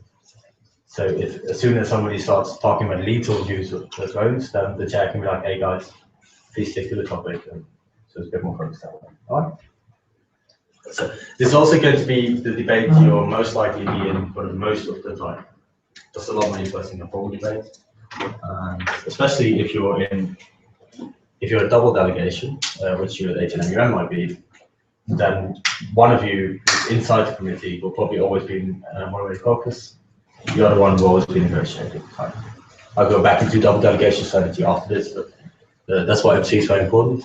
MC is also, for me, the most fun part, as long as people actually engage, which can be a problem. All right. It's also quite difficult to really do as well, especially if you're alone in moderated caucus, because as I said, you always raise. It means you always raise your packet. Also, when you give a speech you always raise, but that's normal. But every time you raise your placket, every time the chair asks for it, you often won't get recognized. Why? Because the chair likes to be quiet to speak secretly. But if you always raise your placket, at one point, either the chair will feel guilty and will make the speech anyway, even though you know that you have spoken more than before. But it also shows your intent, your willingness to always speak. This does come with a pitfall, which is if you don't know what to speak about. Yes. Sometimes you get recognized while you're thinking, oh, I spoke 3 times ago, I'm not going to get recognized, I'm just raising my placard. And suddenly, yeah, go for it, you know. So that's why it's very important to, first of all, being able to just do impromptu give a speech about anything, which was what the exercise is going to be, by the way, afterwards. I'm going to give some random topics, nothing to do with any random, but some random topics, and you have to give a speech about it. But also that you have to be really able to keep track of debate. How do you do that? You have your note block. Most of the time you don't have a computer, because I think keeping track of things is not easier writing anyway. So you have your note block, and you basically have a schedule there, divided into blocks of stances. And as soon as somebody gives a speech and you're unsure about where they are yet, you mark them in there. That doesn't have to be exact, but just kind of where you think they are. So then you know where the country is on this position and whether it aligns with you or not. It's important to know. Then the second one, conversation topics. And I literally mean just conversation topics, that you can approach them in a month, saying like, hey, you talked about this and this and this. I thought it was a really good point. I thought it was a really good idea, or something that you just kind of show that you've listened and that is useful to come back to later. Conversation topics. Also take notes on appearance. Not like, Louis is very hard. I mean, if you want to do that, that's fine. But mostly, especially in big committees, if you want to talk to a person, it sometimes really helps to write down blue tie or red tie, and those kind of things, simply because you're going to forget. If there's 100 people who've spoken in front of you, at one point you're not quite sure anymore. So that's also why I said you have something memorable. So, but also use that yourself to kind of write down, so that you don't have to be awkward. Like, are you Azerbaijan? No. Are you Azerbaijan? It's much nicer, especially with small countries. It's much nicer to say, "Hey, Azerbaijan." And people are like, "Whoa, they recognize me." Yeah. Again, it gives that thing that you actually care about people. It could be fake. I don't really care, but it gives at least the impression that you do. So, right, so you take that, and also take note of attention points. Attention points are going to be your biggest strength whenever you're going to give a speech, because moderated parking speeches can be very boring. It can be just like, we think this and this on the topic. Oh, we think this and this on the topic. We think this and this on the topic. Oh, we think. That's going to be like 5 speeches in a row. That can be boring. People will fall asleep. But if you take note of contention points and use that during your speech, that's going to be interesting, because then you're arguing against something. You don't have to be aggressive. You don't have to, completely run down. I think you could. It is a strategy you could use. But as soon as you're arguing against the block, or you're taking points and say like, hey, we don't agree with this and this and this because of this and this reason, you're actually making your speech interesting, and you're showing that you're actually capable of listening and of arguing your points, which is a lot nicer to do, and a lot nicer for the people to listen to. So that's, it gives an impression. So yeah, MC is all about giving an impression. So what you do, you debate and argue, but you do it in a different way, of course. It still remains at the end. Don't repeat things, but do ego. Again, especially ego small countries. Ego the people who are not as strong a delegate, who are there to enjoy it, to have fun at socials, but who won't be the first one to raise the placard, who won't be, fighting it out in the trenches. Those are the guys that you actually want to get, because those are the guys that are the most insecure. But that sounds very, weird. But it's generally nice if you include them in the debate and include them in the committee, and they will appreciate it. And it's a good way to kind of get allies, or to get to know people. Also, I forgot the point here.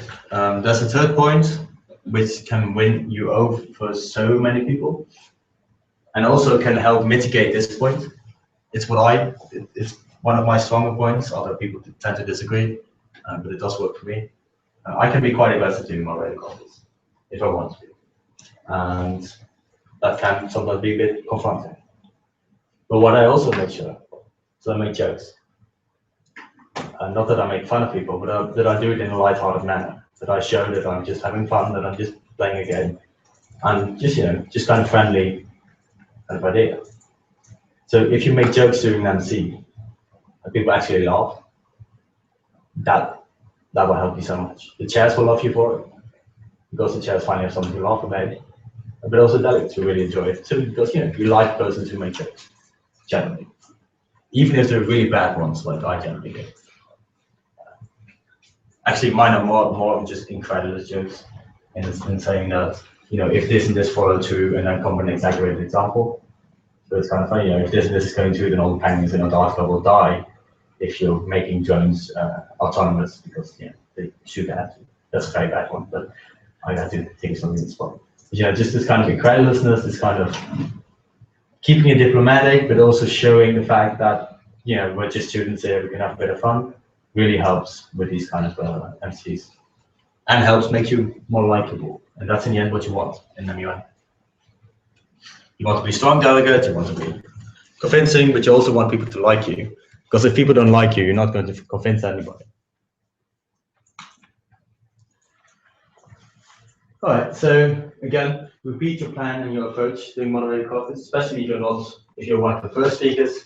Once first speakers, you can actually make a substantial point. That's fine. So then again, go back to your plan or the approach, whatever you've called it. Repeat it and say like, yeah, in this and this and this topic falls under it into that way. Or according to this and this approach, we should solve it that way. Anything like that. Keep repeating it. When not speaking, as said before, take notes. Don't have to be completely extensive. You have to be well enough that you know where people stand, and that you know what to talk about if you're suddenly being called upon to speak.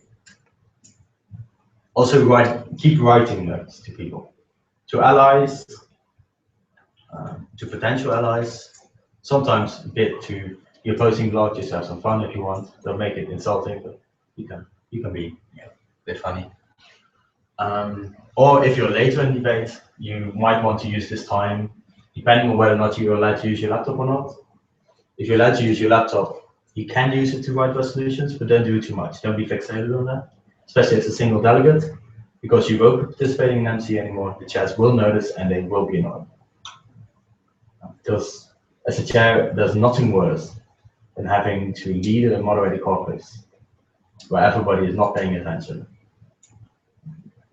It's really, really annoying, and the chairs will also, as participants, it's really annoying. By the way. Right. Can I ask you a question? You can answer later. But when we're two delegates in a committee, how do you recommend to distribute the work and speaking time? I go to that later. I forgot to include a slide in it, but I'll definitely pass it on.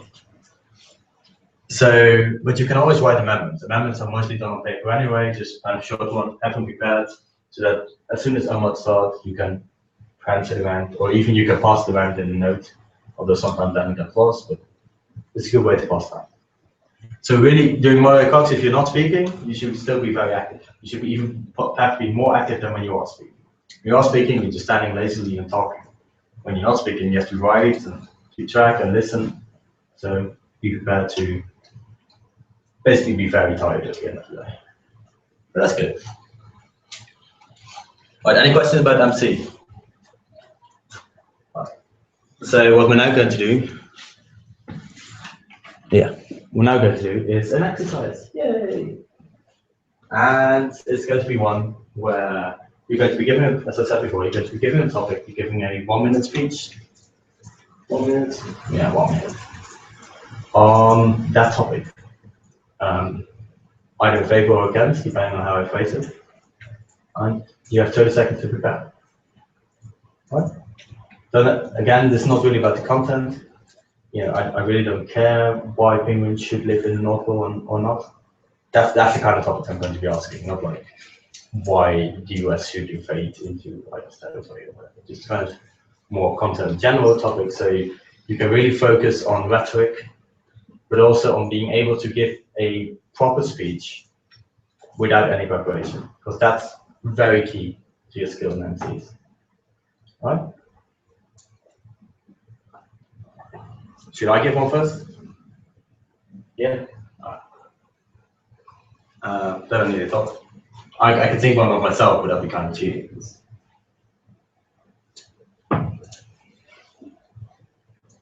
and can be very silly. And they from why unicorns exist too. Wait, are you giving the topic? You're giving me a topic, because if I give myself a topic, it's not really You're a surprise, gonna is do the it? speech. Yeah. Oh, okay.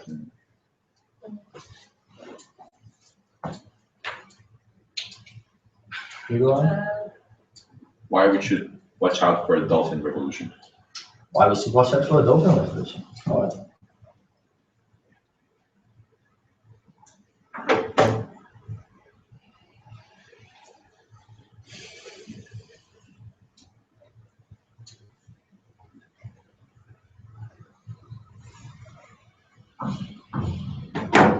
Ladies and gentlemen, have you been to the sea recently? There's something fishy in the air. If you look, you can see the dolphins swimming. You think they're nice, they save you, they like you, and they're your best friend in the water. Think about it. They are supposed to be almost as intelligent as humans. And they are swimming in the water. But I'm pretty sure they would like to be on land as well. This is why we should watch out for the dolphin revolution. They've been secretly gathering intel from our sunken ships for the past hundreds of years. They have been building a giant empire undersea that we can't see in the depths of the sea. But as of yet, every sub that we send to these depths of the seas gets lost. Isn't that a bit suspicious? Isn't that a bit too convenient for these dolphins? This is why dolphin revolution is real, and we should kill all the dolphins immediately. Thank you very much. Are you a delegate of Japan? Japan is against whales, not dolphins. That's very nice. Alright. So again, this is really the kind of speech I'm looking for, not anything formal, not anything good, just kind of be able to engage with the audience, give a kind of properly structured speech. I mean, mine wasn't very well structured, but that's always good, but at least it kind of makes sense. And have fun with it. Okay? Try to enjoy it. So, who wants to be the first one? You want to be the first one? Oh, how nice. Okay. Should I do it from there? Yeah. And the 30 seconds I have to prepare from here as well. Okay. Yeah, you're just going to give you a topic. You can think for about 30 seconds, however long you want.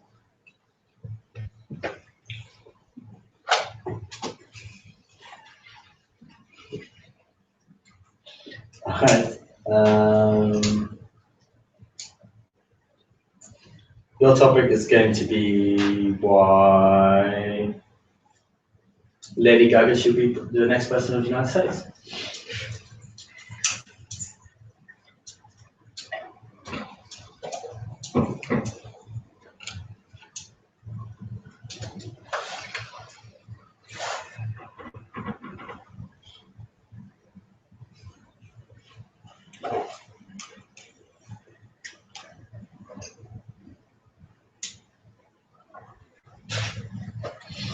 Okay, ladies and gentlemen, I guess you will all agree that the United States is a very unfashionable place nowadays.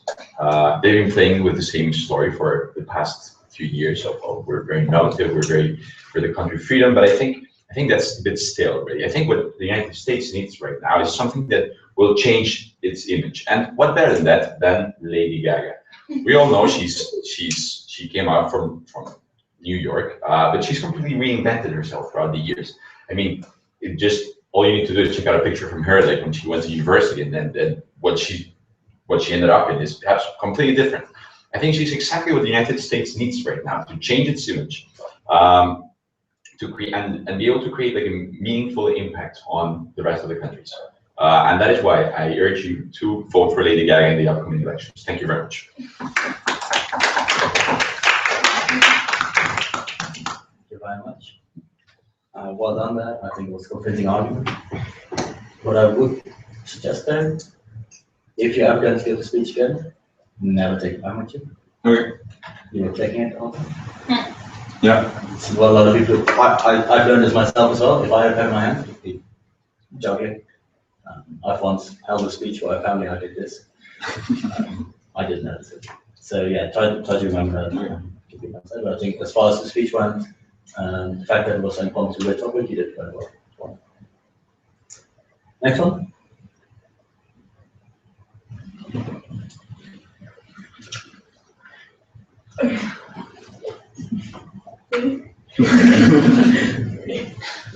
You can do my favorite.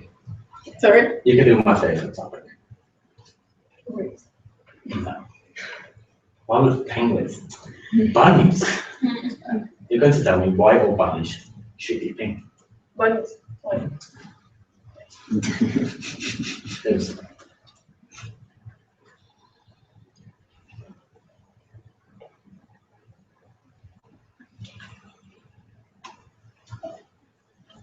Should I start? Anyway. So, hello, ladies and gentlemen. As you are all aware, bunnies have become a very common animal, very present in children's books and in holidays like Easter. And if we make them pink, they'll be able to connect better with small children that like subtle colors. By being white, they can also be just sorry.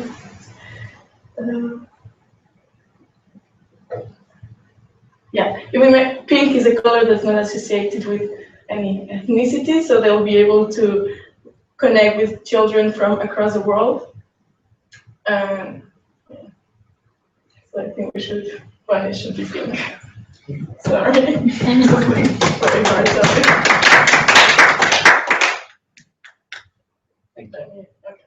You can also say that about well done. I mean, I know it's a weird topic. So What it is, what you do want to get to. It's also counts for MUN. Often you have to give speeches that you don't really agree with. I mean, you're giving if you're, I don't know, Vanuatu. That's a bit too obscure perhaps, but if you're, let's say, Pakistan, and you often might have to give speeches that you think are a bit ridiculous. Iran, same thing. I mean, you can turn it down, but in the end, you're still arguing something you really don't agree with, or you really don't have any association with. So try then to convince yourself while speaking.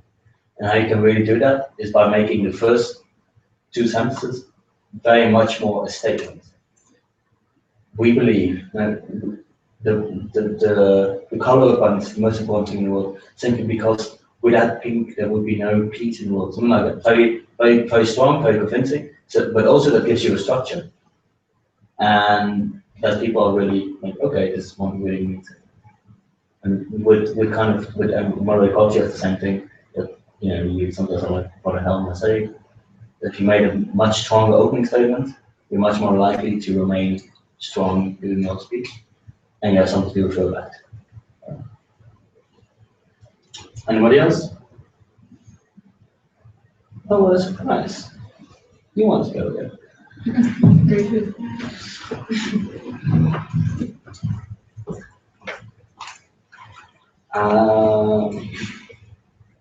You like cats? I hate cats. Good. You're going to tell me why cats are bad. My cat's not.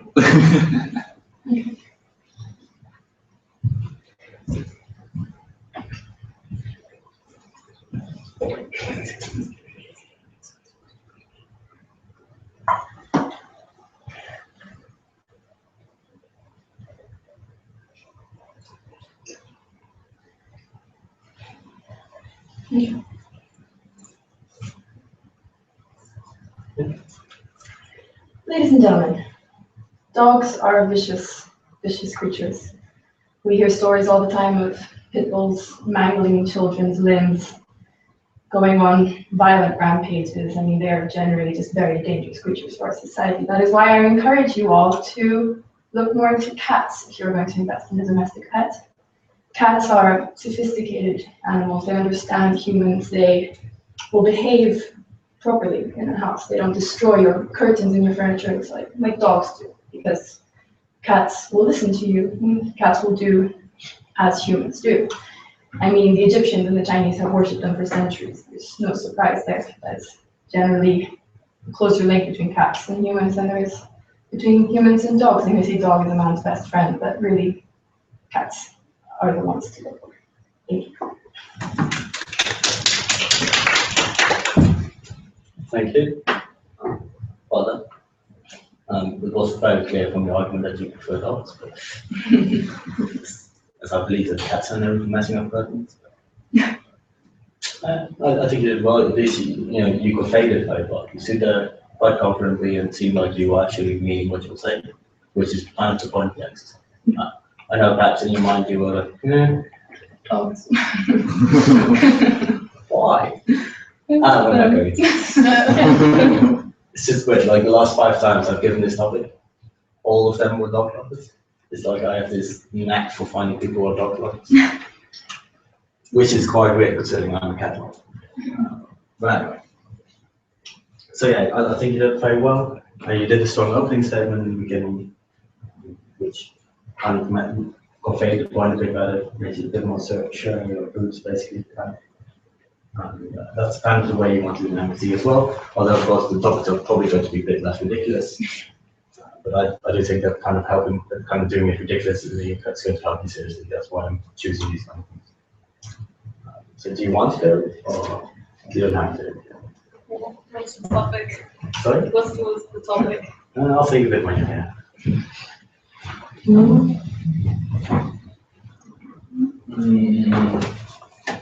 You can speak to me about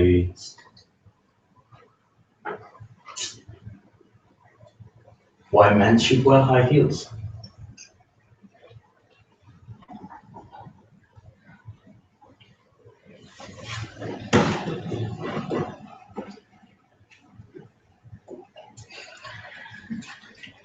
Honorable chairs, fellow delegates, in the centuries of fashions, we've only seen women trying to adopt clothes that men wear, trousers. Like that is something, that is a piece of clothing that was generally associated with men, and now women wear it. And it seems like in fashion, it's always the women who are trying to reach out to the masculine pieces of clothes.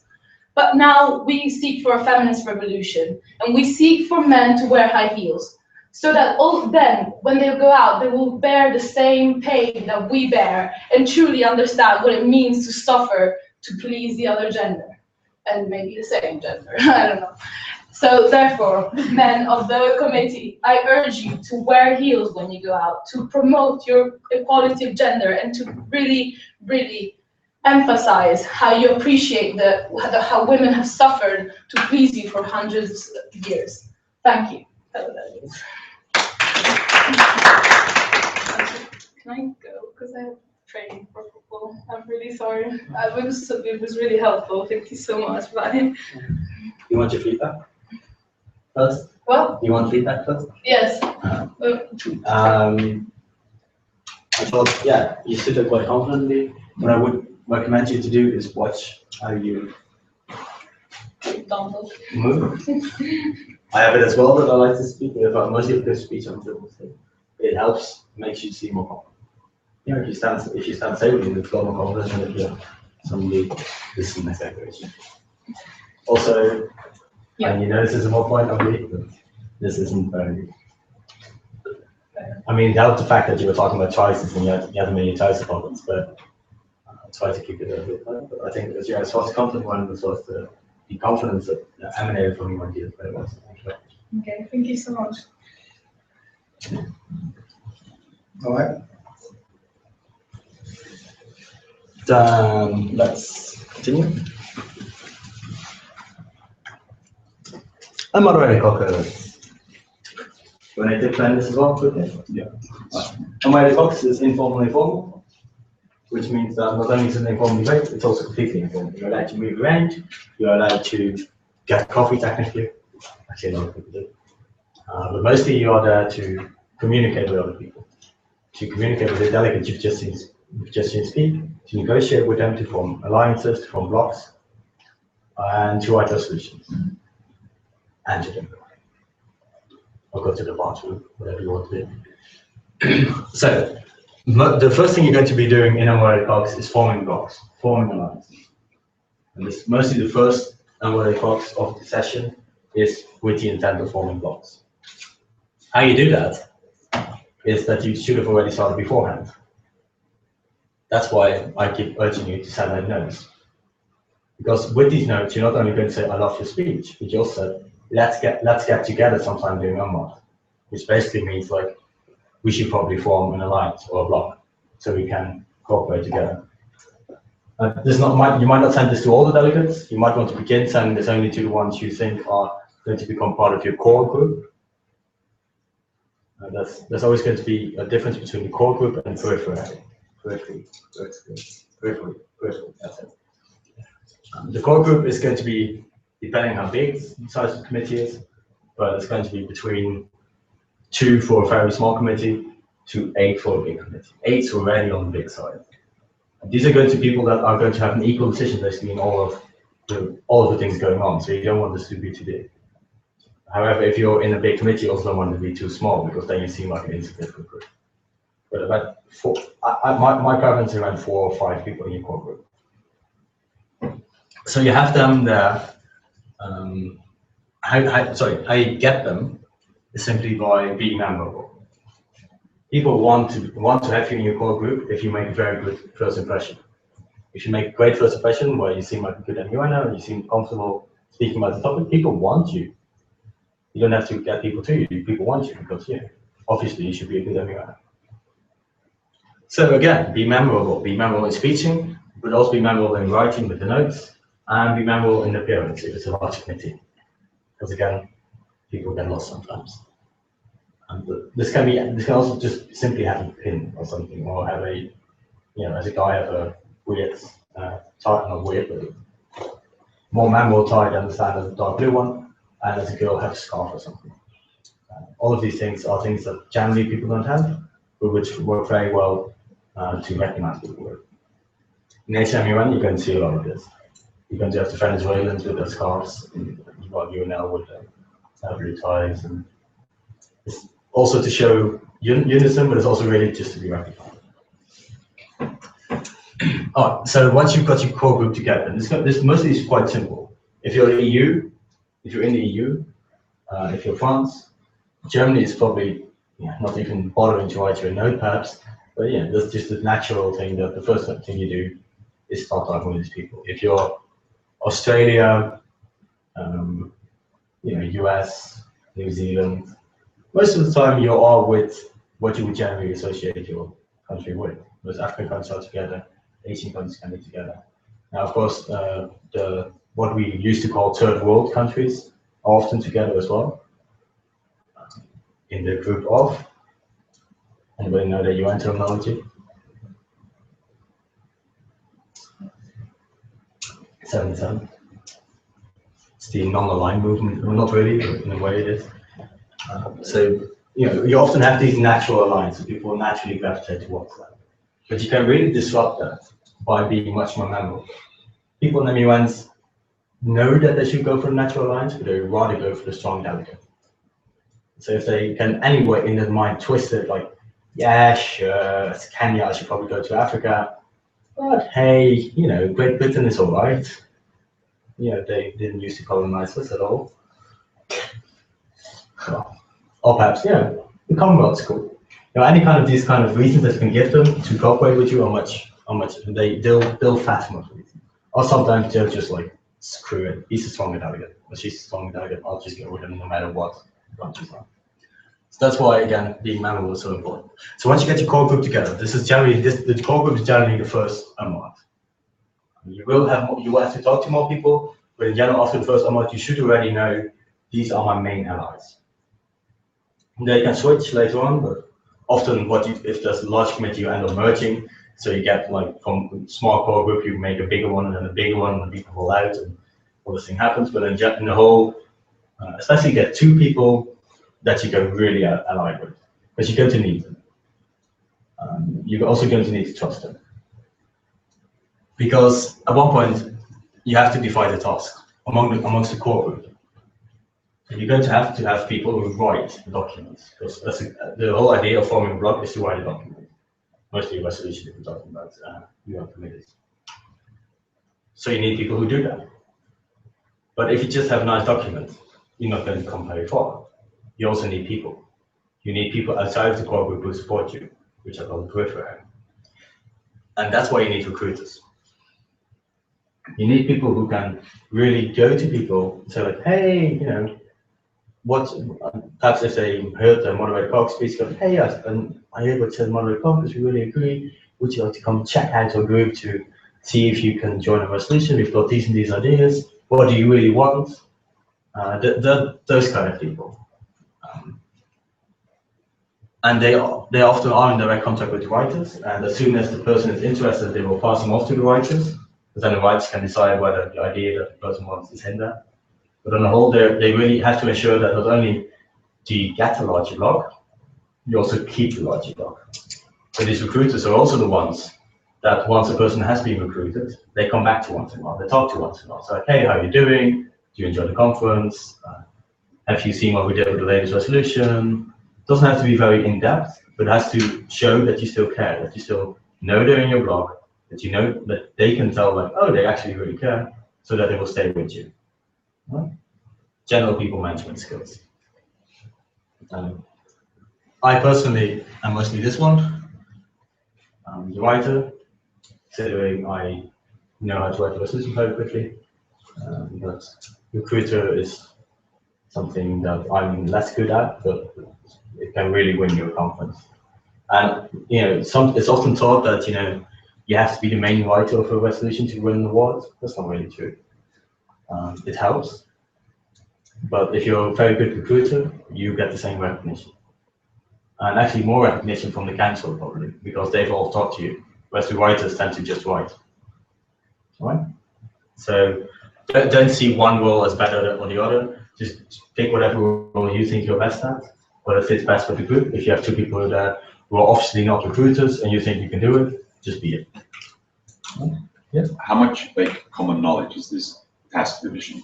Is this something that always happens, or is it something that if you want to do, you have to take the lead in doing it? It's very common knowledge, but it doesn't always happen. Because everybody knows that technically this is probably the best way to do it, but almost nobody applies it. Because again, I said everybody has this kind of skew towards being a writer. Or some people actually have skew towards being a recruiter, but generally writing. So often it's kind of become blurry.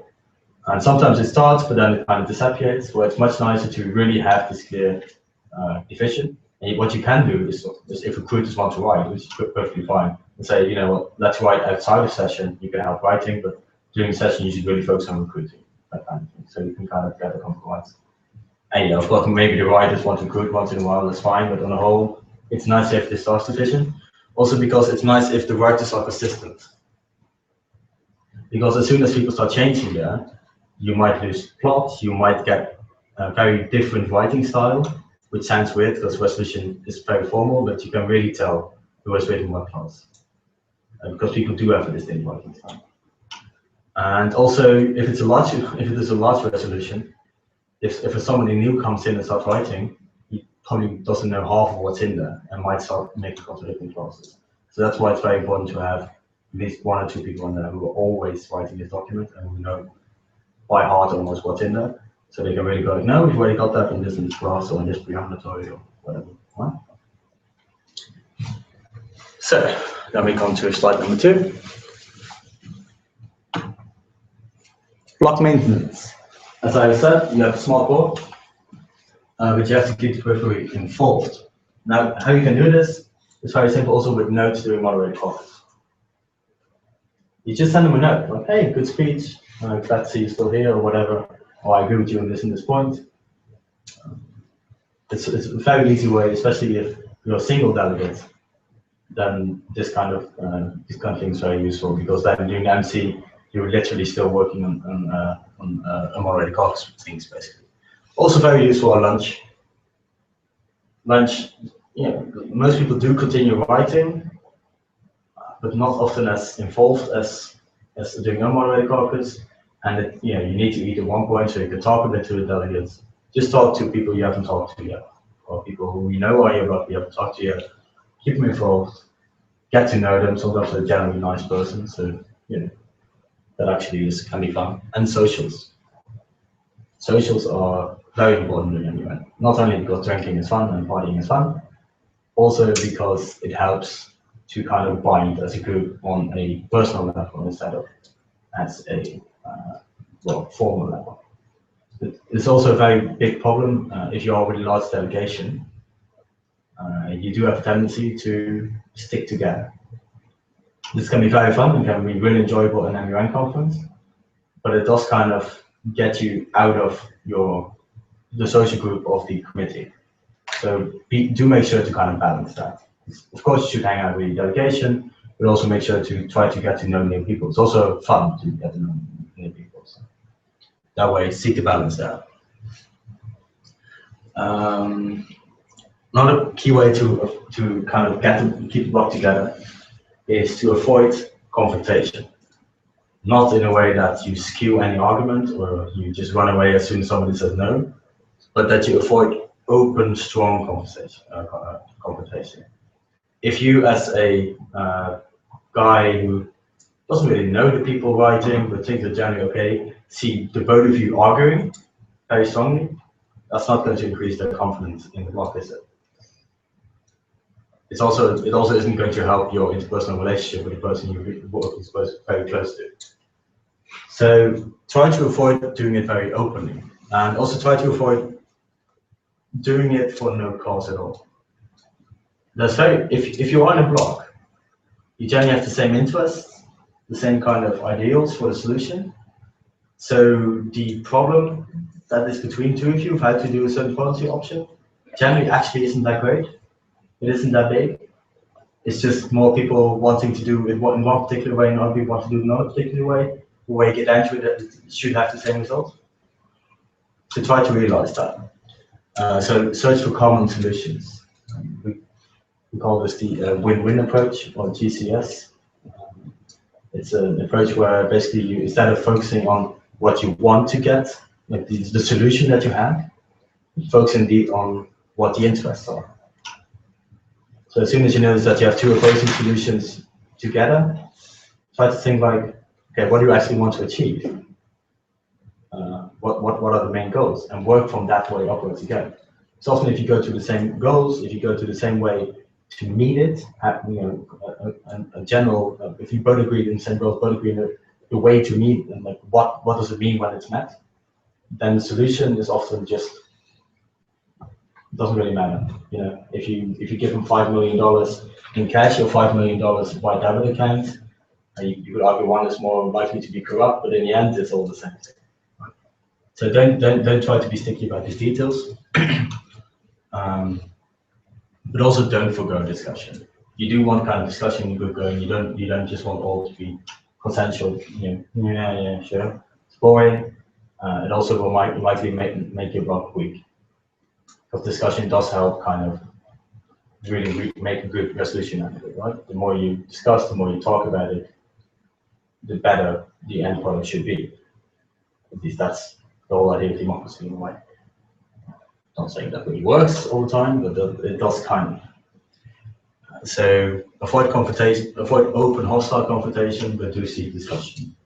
And make sure that people really realize like, hey, we're dealing with people who know their stuff here, but also people who are willing to work with us and who are willing to look for a way that we both can get something out of this. That's a general attitude we want to have. So then we go into, any questions on this? Before I go, actually, I've got one thing on the first MUN. First MUN is very important not only for block forming, but also for introducing yourself. So during the first MUN, if you want to speak to a country, what do you do? Do you walk up to them and say, hey, Germany, I want to talk to you? It's a fill in the blank question.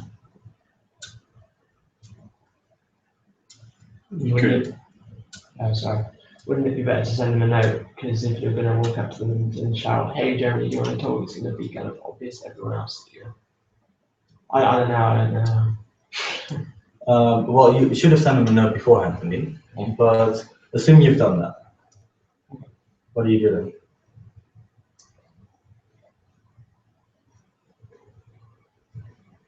Remember, you want to win people over. How do you best win people over?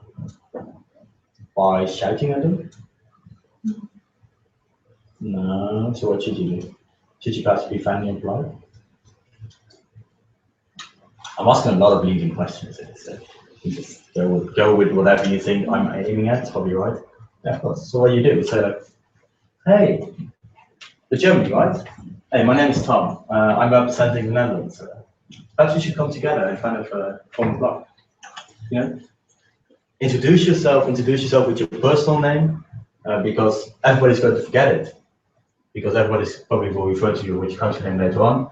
But it does add this kind of personal touch that you know, it's not just formal relationships, it is just, you know, a friendly saying hi and saying like, hey, my name is this and this and this. You'll often introduce themselves back. If you're good at remembering names, use that.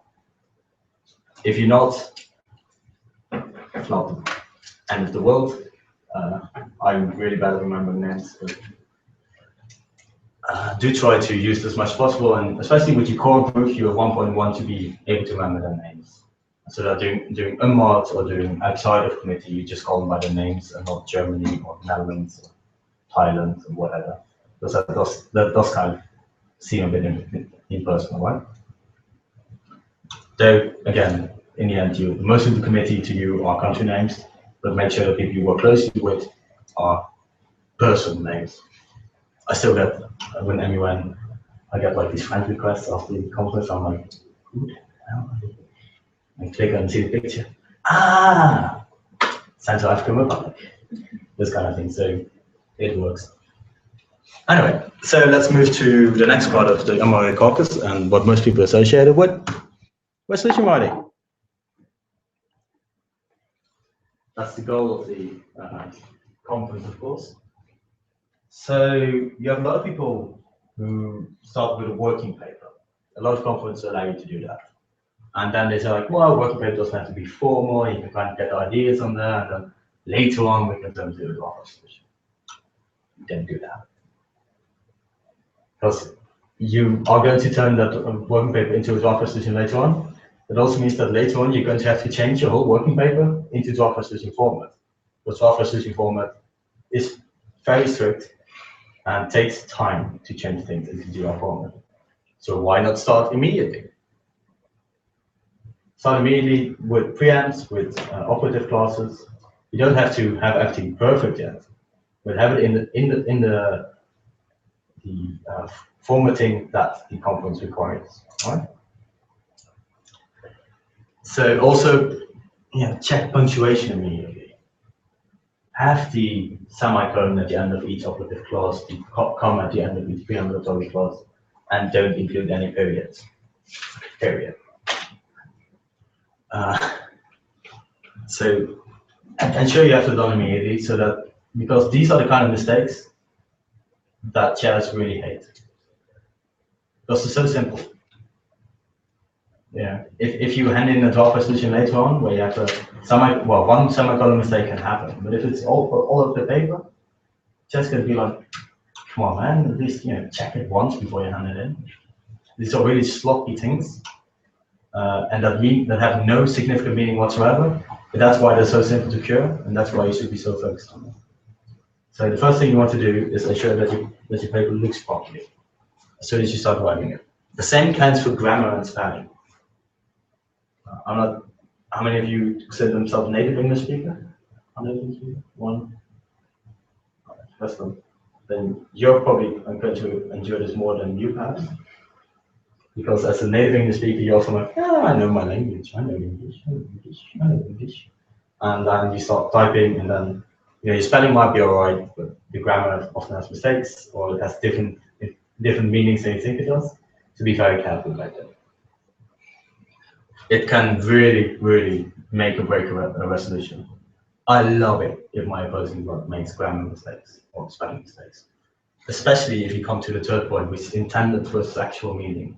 This is a mistake you see in almost all draft resolutions, and if you're good at picking them up, you can be very strong at it. Read that clause. Urges member states to lower the profit gained from commercial slave trade. Does it sound like a good clause? I mean, it sounds right. You want to combat commercial slave trade, right? Well, it kind of implies that countries profit from commercial slave trade and. It kind of implies like, commercial slave trade is not that bad as long as you don't profit too much from it. Yeah. You can really read this into it. And actually, this was from last week's MUN. This class was almost literally there, and people were just like, but only the chairs picked up on it. The chairs were actually waiting till the delegate finally did. So these are the kind of mistakes you see in every resolution. But they can be destructive to your resolution, because as soon as somebody does pick up on it, he's going to use it, especially if it's in the opposing law. He's going to make fun of it. He's going to use it as an argument not to pass your resolution, all those kind of things.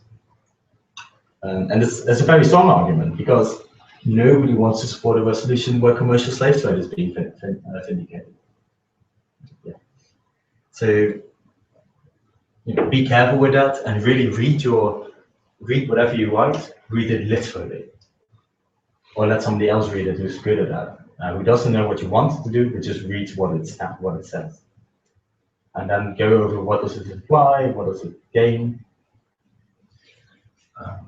Again, I think one of my main strengths is using these kind of mistakes to burn down the opposing bloc, basically, and make no other draft resolution but mine seem viable, because I ensure that none of the mistakes are in my draft resolution. It works for me at least. All right, so then you come to the question of division. You see a lot of people doing this, especially in larger committees, where they divide up the draft resolution and then start writing independently. I'm not a fan of it.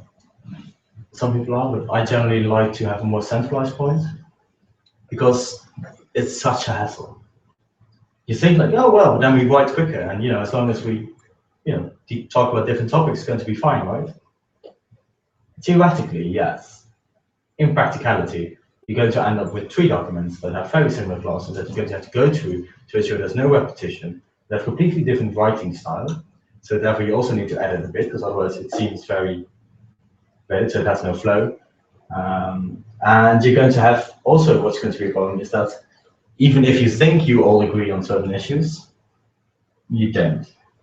So as soon as you start to have to put these documents together, people are going to argue, and then the problem has come that if you're writing it together as a group, and you're saying like, let's write this, and then you propose a clause and it gets debated and then it's written down, it's fine. But what happened now, people have already written it down. If you know your psychology, that means they're going to defend it to their death.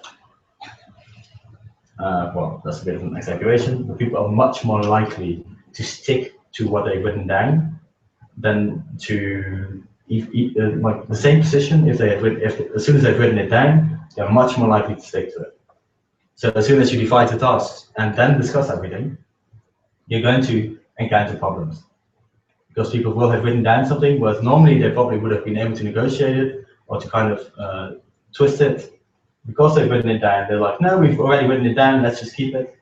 You get all these kind of problems. So sometimes you need it, but if you do it, clearly define the tasks, have no overlap possibility, and really know what you're going to write, and tell people to only write that. I mean, if you want somebody to do the preamps, go for it. Preamps don't matter anyway, not that much. But as soon as you talk about operative clauses, be careful.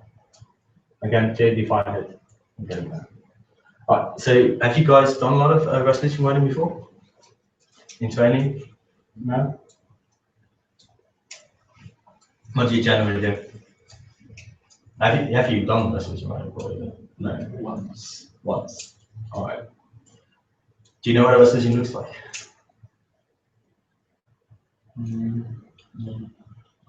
So what you have is preambulatory clauses, which are things like recognizing the blah, blah, blah, blah, blah. Very vague, very non-committal. They're not going to do anything. They're just going to set the scene, basically. I always see resolution as a play, because I love drama, but also because it helps the play. Where preambulatory clauses are all the italics in the script, right? So at the beginning, they set the scene, they kind of tell you what's going on, they kind of tell you the context in which the scene is taking place, but they're not describing any of the action. Well, perhaps a surprised face or something, but not like the actual words. It's not going to describe that. So the actual words of a play, what people hear, what people mostly take away from a play, those are the operative clauses. Those are the ones where also synonyms matter, where exact wording matters. With the preambulatory clause, setting the scene, it really doesn't. If you want to acknowledge sovereignty based on the UN Charter or on the Treaty of Westphalia, I mean, they are technically different, but they refer to the same thing, give or take. So don't discuss about that. With operative clauses, you're going to get more into, it can actually make a difference between the two things. Operative clauses also do things. Operative clauses can urge, they can construct, they can, well, construct is not really an operative clause, but they can request. If you're in the UNSC, they can even decide, which is a different type of clause. UNSC can actually do things, whereas most of the GA committees can only suggest things, which is how the UN just works. So they are more the content in your resolution, and that's why you get most things done. Also take note that as soon as you hand in a draft resolution to the chair, in most MUNs you can't amend the preambulatory clause anymore. I mean, if there's a grammar mistake in there, sure, or syntax mistake, just fine. You can quickly edit that, but any substantial changes that will not be allowed. Because, well, there's reasons for that, but also because it really doesn't matter. As soon as you find yourself in a debate about preamps, get out of that. Like, there's almost no reason to be in debate about it. They're useful, they can set the scene, but they don't make or break a resolution. Unless you're talking about the preamps where you're defining things, that's basically only important. Sometimes if you're talking about terrorism, you can find preamps in the resolution defining terrorism as accordance to this and this treaty. Then it can be important because there's a lot of definitions of terrorism and they're significantly different. But that's only very specific. All right, so then operative clauses. Also, don't go wild on operative clauses, especially with H and MUN. If you have Venezuelans in your block, I pity upon you. They tend to go with quantity over quality. I once went through a document with 150 clauses. Is this even possible? Apparently. I might have wanted to shoot myself afterwards. Poor chairs. Yeah. Poor people who have to read it and then debate about it. True. Also, it was very poorly written, so that was even worse. This is what you get in large committees. You get people merging, and instead of merging for them means I've got document here, I've got document here, copy, paste, and merge, which is not merging because then you often have overlapping clauses. So that's the problem. Right. I accept the silent consent. Yeah. So efficiency is the key point when we're talking about resolutions. Not only because it's easier for you to keep track, it's much easier to keep track of like 25 clauses than of 150. It also takes less time to write. Well, it takes less energy to write, probably more time because you need to be more efficient. But, as I say on the slide, large DRs might seem cooler, but they offer more possibility to resistance. There are way more clauses, so there are way more possibilities for people to say, no, I don't agree with that. And then they might not agree with your whole draft resolution because 1% of your draft resolution is against the policy. Whereas with 25 clauses, there's much less chance of that happening. Or, and this is the case in most of these committees, TL, semicolon, ER. Too long, didn't agree. Give somebody a large document in MUN, they're already tired after all the socials, just going like, the very active ones will read it. But the very active ones aren't the ones you need to convince, because they're probably either in your block or in your opposing block. The other ones that you need to convince, the folks that matter, they are the ones that won't read them way too long in the constitution, and that will not like you for it. So be careful with how much you have there. Also, and this is very important if you're going for the awards, useless classes irritate people, especially if they're well-trained chairs. They see these classes and they think like,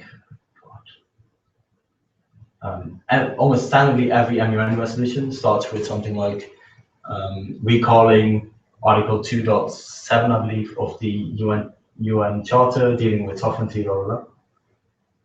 You don't need to do that. You're writing as the UN. If you can't recall your founding document in your own documents, that's kind of against the point, right?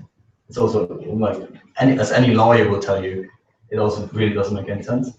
So lawyers also tend to get very irritated by any of these clauses. So make sure that whatever clause you put in actually means something, actually adds something to the resolution. With preamps, you can be a bit more loose. And sometimes you might need to add some things that you kind of like, just to get a block of delegates in. But even then, if they hand you a clause and say like, we will join a resolution for this, if you add in this, which often happens, go over it and ask them what they really want to say. And then, if necessary, rewrite it. Because you do want your draft resolution to look good.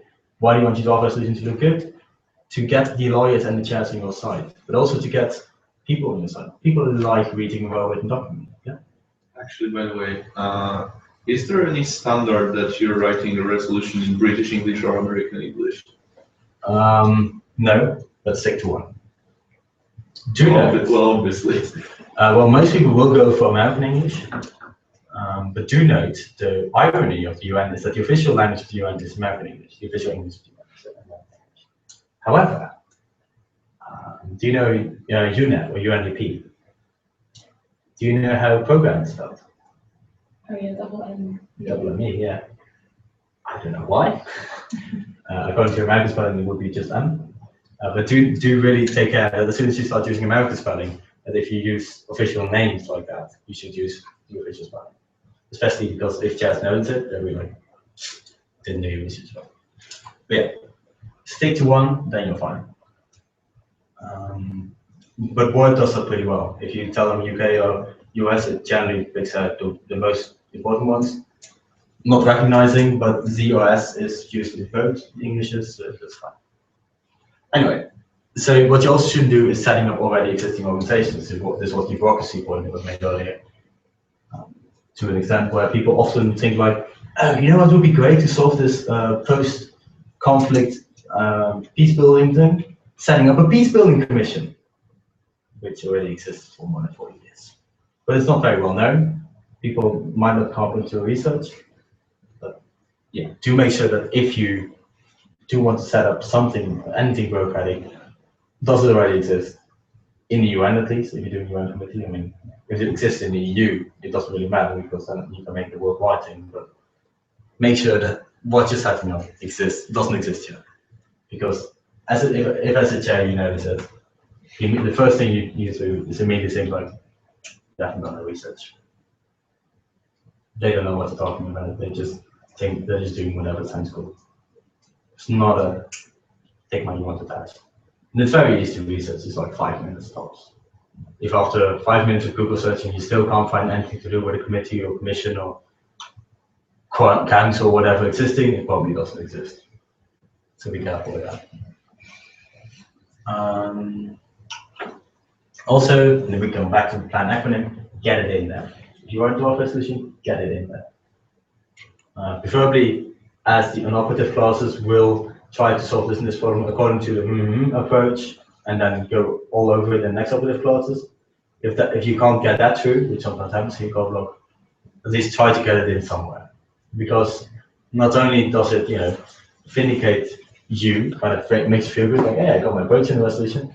It also helps other delegates recognize that you are part of writing the resolution, so that you belong to the block. So if those people want to ally with you, they will also ally with the block. But sometimes it's hard to tell.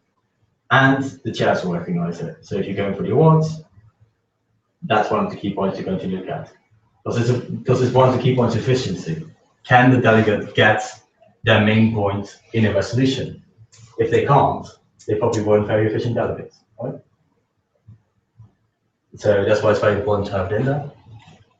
And the most important thing, and this is mostly important if you're a writer, but as a recruiter as well, because then you have to convince people, know what each class does. Not only in things like implied versus intended meaning, but also be able to defend each clause. Because sometimes you're going to get attacked on clauses that you didn't write, or that you didn't really want in there, but that you put in there so to get other people on your side, or that your best buddy and you really want it in there. That's fine, but then be able to really defend it. You don't want to be the one letting your buddies down, but you also don't want to be the one that says, I don't know actually what this clause says because I haven't written it. It seems a bit stupid. So draft resolution writing, it sounds very hard. It is hard to a certain extent, but it's really just about being efficient, knowing what you're doing, and writing it down in a structured and efficient manner. And it's also training. If you want to become good at resolution writing, write resolutions. Be the one that doing training starts writing a resolution, or that if you have to research a topic, write a resolution on it beforehand. Don't use it during MUN because that's illegal and it's called plagiarism. You can get kicked out, although a lot of people do it. But technically, you get kicked out because it's just, it's just not sport. But do kind of get used to how to phrase things, how to get things done, and standard phrases to do certain things.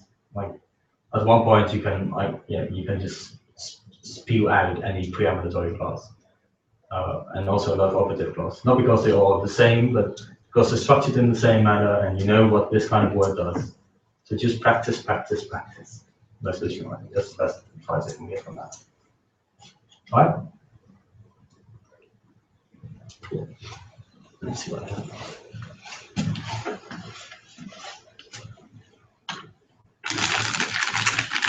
Right, I'm going to take an apple.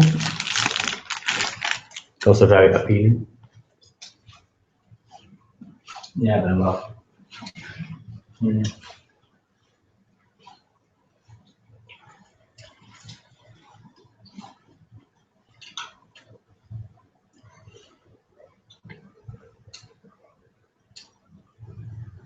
All right, so you got your resolution, and it's being introduced to the committee.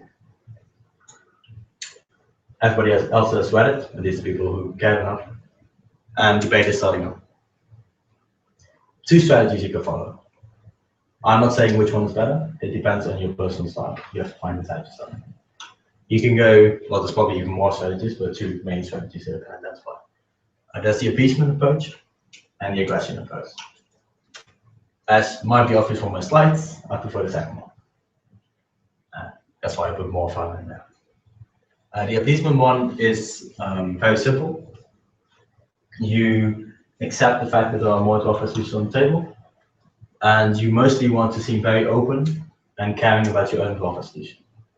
So basically, you want to have a moderate copy of draft resolution and say, well, we are aware of, that this document might not yet be perfect yet, so we welcome any constructive feedback you have or any concerns you might have about the draft resolution. We welcome you to talk about them either now in the moderated caucus, or if it's more comfortable or more convenient for you to approach us during the moderated caucus so we can work it out and see where we can go from there. It's very open, very I like feedback kind of approach. It works really well because people tend to like you better for it. So often to negotiate, and this often always also leads to a merge. So this can lead to a consensus resolution sometimes, if it's possible. Sometimes it's not possible. So yeah, this is a very appeasing style. It works very well for some people. And if you think it does for you, go for it. However, there's also the aggression style. This one, I believe, is more fun. It's actually my favorite part of MUN, so there you go. You literally attack the opposing draft resolution on everything. Especially the flaws, as I mentioned in previous slides. Point out the mistakes. Be very pedantic. Make it seem a bit like an ass. That's fine. At least you're an ass who knows your stuff. And the S part you can make up for. You can make up for it either by making jokes, by doing it in a funny way, or just buying beer or getting coffee with the people. A lot of people can actually kind of make a division between debate and non-debate. Although it would be nice if you especially if you really attack somebody, just kind of approach them later on and say, okay, it's all part of the game, but yeah, let's go and beer or something. Because sometimes you do need them to like you. Sometimes you don't, and if you want to be completely utilitarian about it and say like, well, I don't really care if that person likes me or not, well, that's fine. It's a game after all. And the best way to get things further down is pointing out illegality. I'm not sure if any of you studies law or has some kind of background in law. That can really help you. Can also be a problem, because lawyers tend to want to do everything according to the book, nothing according to UN procedure. I know it's a stereotype, but it is kind of true. So that can hamper you. But in this case, as soon as you point out the illegality of clauses, the illegality of a resolution, you can convince a lot of people to just not vote for it, because nobody really wants to be known for voting on something that's illegal in international law. So if you know your law, really use that and really go for it. Go for it. But keep it polite and know your facts. Don't say, you're arses for writing that. Just like, I've read this resolution, and according to point 1, this and this is defined in this way, whereas according to point 3, it's defined in this way. This seems to be contradicting. Shouldn't the resolution be more amended, and shouldn't perhaps a different definition be chosen, those kind of things. So really point out the flaws. You can do it aggressively, you can put a bit more passion behind it, but do keep it polite, because it's still a diplomatic committee. And know your facts. You don't want to be the one caught out on making a bad statement, making an untrue statement. Especially if you're using this approach, your credibility is everything. People can take it if you are credible, if you seem to know your shit, and if you're confident. But as soon as you make a mistake on the facts and somebody points it out, you lose your credibility. So be very careful if you're trying to argue facts that you know the facts, right? And again, it's meant to impress the surroundings, not the targets. This is why you can go all out on the targets. I mean, again, it would be nice if you keep it social, but the targets are probably the core group of the opposing bloc. They're never going to join your side, almost never. The people around them are. So if you invalidate them, if you get them to lose credibility and to make them seem like they did a shoddy job, people around them will disappear. Because they're like, oh, why did we ever join them? Oh, that person seems to know what he or she is doing. Let's join them. That's kind of the tactic you're going for here, right? You're basically really trying to break the block down. Now, you can do this very extreme. I've done it. One extreme point before, when I was in a committee with 2 other advanced delegates and a lot of beginners. And I was together with one of the advanced in the core group, and the other advanced was with a lot of beginners in the core group.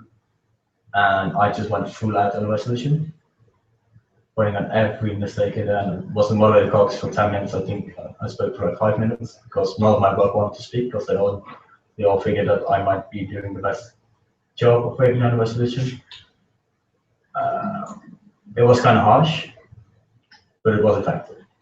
Most of the beginners left the bloc and joined my bloc, and yet the other advanced delegate was completely, he had no credibility to stand up, because he didn't write a proper resolution. Again, it might not be the most social tactic, but it's really effective in that one. So try to find yourself which one of these are you. You can also be in the middle, but I tend to prefer the extremes, because as soon as you do, they do kind of go against each other. It's really hard to first break down the resolution and then try to merge through them. It can be done. I've done it before, but it's very hard. So try to stick to one of these, I'd say, or find a third word that's completely different. That's fine. But have a clearly defined strategy. How are you going to deal with your opposing bloc in debate? Because they are going to be your main adversaries. There might be more opposing blocks, in which case you need to beat all, but in the end, you have to get a majority in the committee. So the only way to get that is to ensure that the others don't. Fine. Any questions on this? Yes. Can you actually give us an example, a concrete example of how you would do that with the resolution? Well,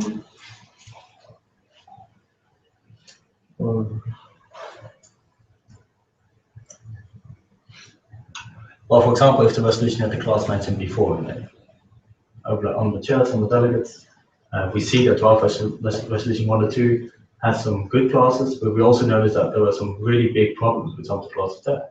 Look at, for example, clause 5, which, while I'm sure it intended to combat commercial slavery, what it actually does, if I read this correctly, is kind of condone it.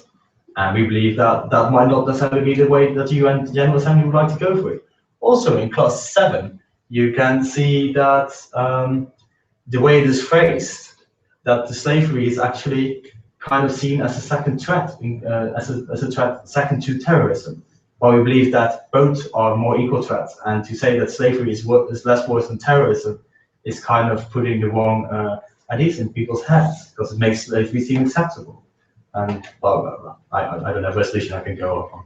Really, what you do is like, this time I'm speaking slow, sometimes in 45 seconds I burn out 5 clauses. Because I've been over the draft resolution, I've taken notes, and I know, okay, clause 1 says this and this, while this and this and this, according to the law, or if often it was very good if you can find within one draft resolution a couple of clauses which say the same thing but a different way. This often happens with merged documents, because then you can point at inconsistencies in draft resolutions. If you know a document is merged, look for this. Look for clauses which overlap, because they shouldn't. There should be only one clause on every point. And pointing it out in these kind of debates is a really effective way to kind of burn down the other resolution. Right? You guys want a small break? You seem a bit low on energy. Oh, wait. Let's do it. See how many slides I have left, actually. Let's do 10 minutes, is fine.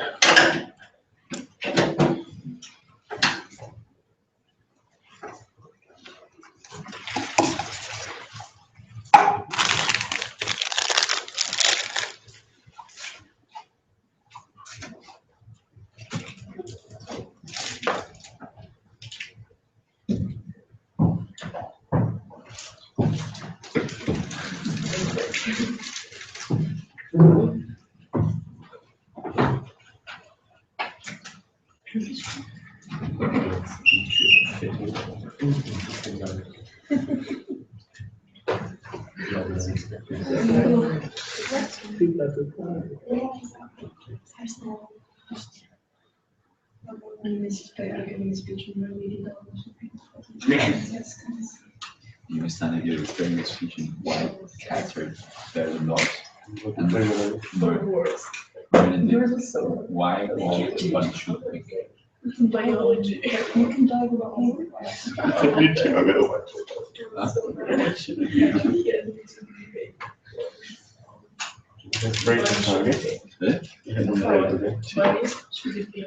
Questa cosa viene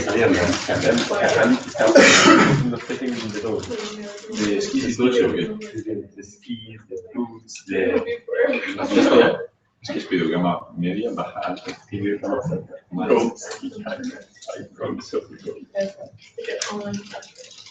Yeah. That was a 24. You're rating more than 5. 24. What? Ja, professor. Yeah. Bij skis. Pero he hecho preguntas, en plan, coaches, en plan, do the movements or The movement for me, yes, it's principalmente, lo que quieres conocer es 45. Okay. And that's one of the things Is there like an online platform to kind of have doing practice or proposal producer or everything?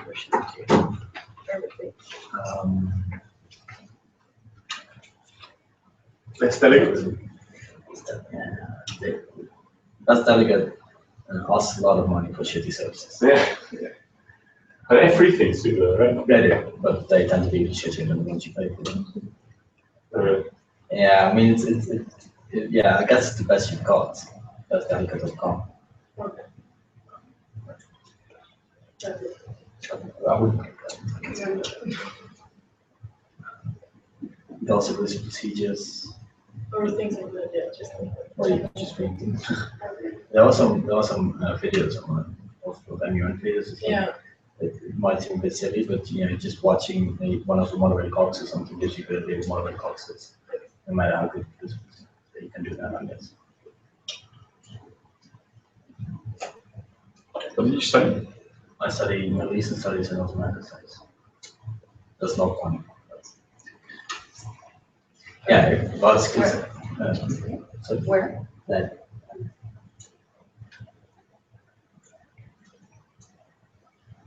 How long have you been doing MUN? 4.5 years. 4.5. Well, 10 conferences per year? Yeah, I was just thinking. Yeah. Quite a commitment. Actually, a lot more in the first 2 years. Really? Do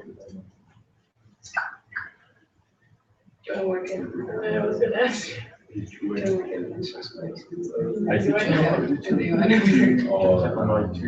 Or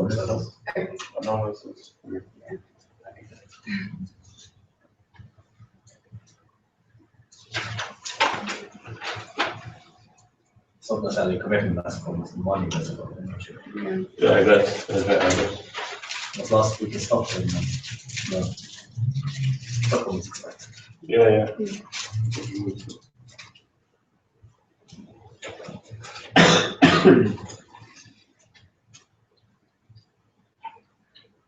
So are you still in university or? Yeah, the MUNs might have had some impact on my quickness. I mean, technically I'm a second year, actually. Okay. But before you get into it, I'm a 6 year student. About a 3-year course. 3-year course.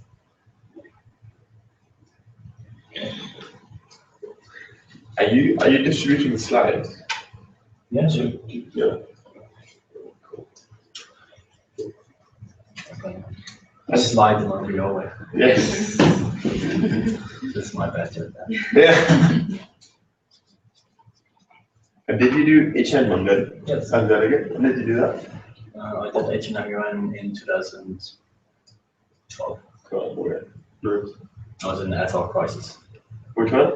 The atoll crisis. Atoll. It means that you didn't know anything. Oh really? It was just like I got the Tuesday before. I got like, hey, you're in the Holy Roman Empire. nice. And that was on Thursday. And then it was in 1187, the crusade. Yeah. And then on Friday we came in session, envelopes were on the table.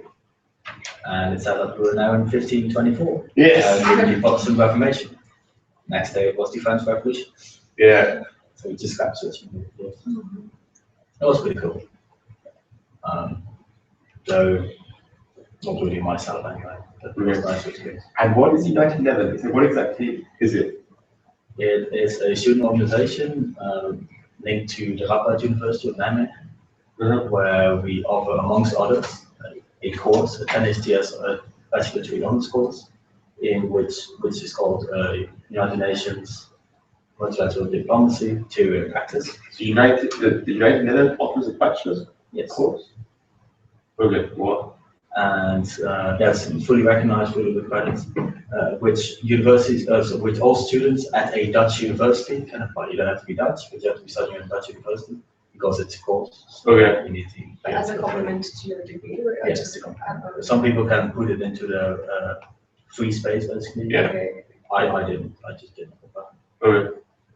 You can apply, and then the selection rounds, couple selection rounds, and then basically around 30 people are selected. 10.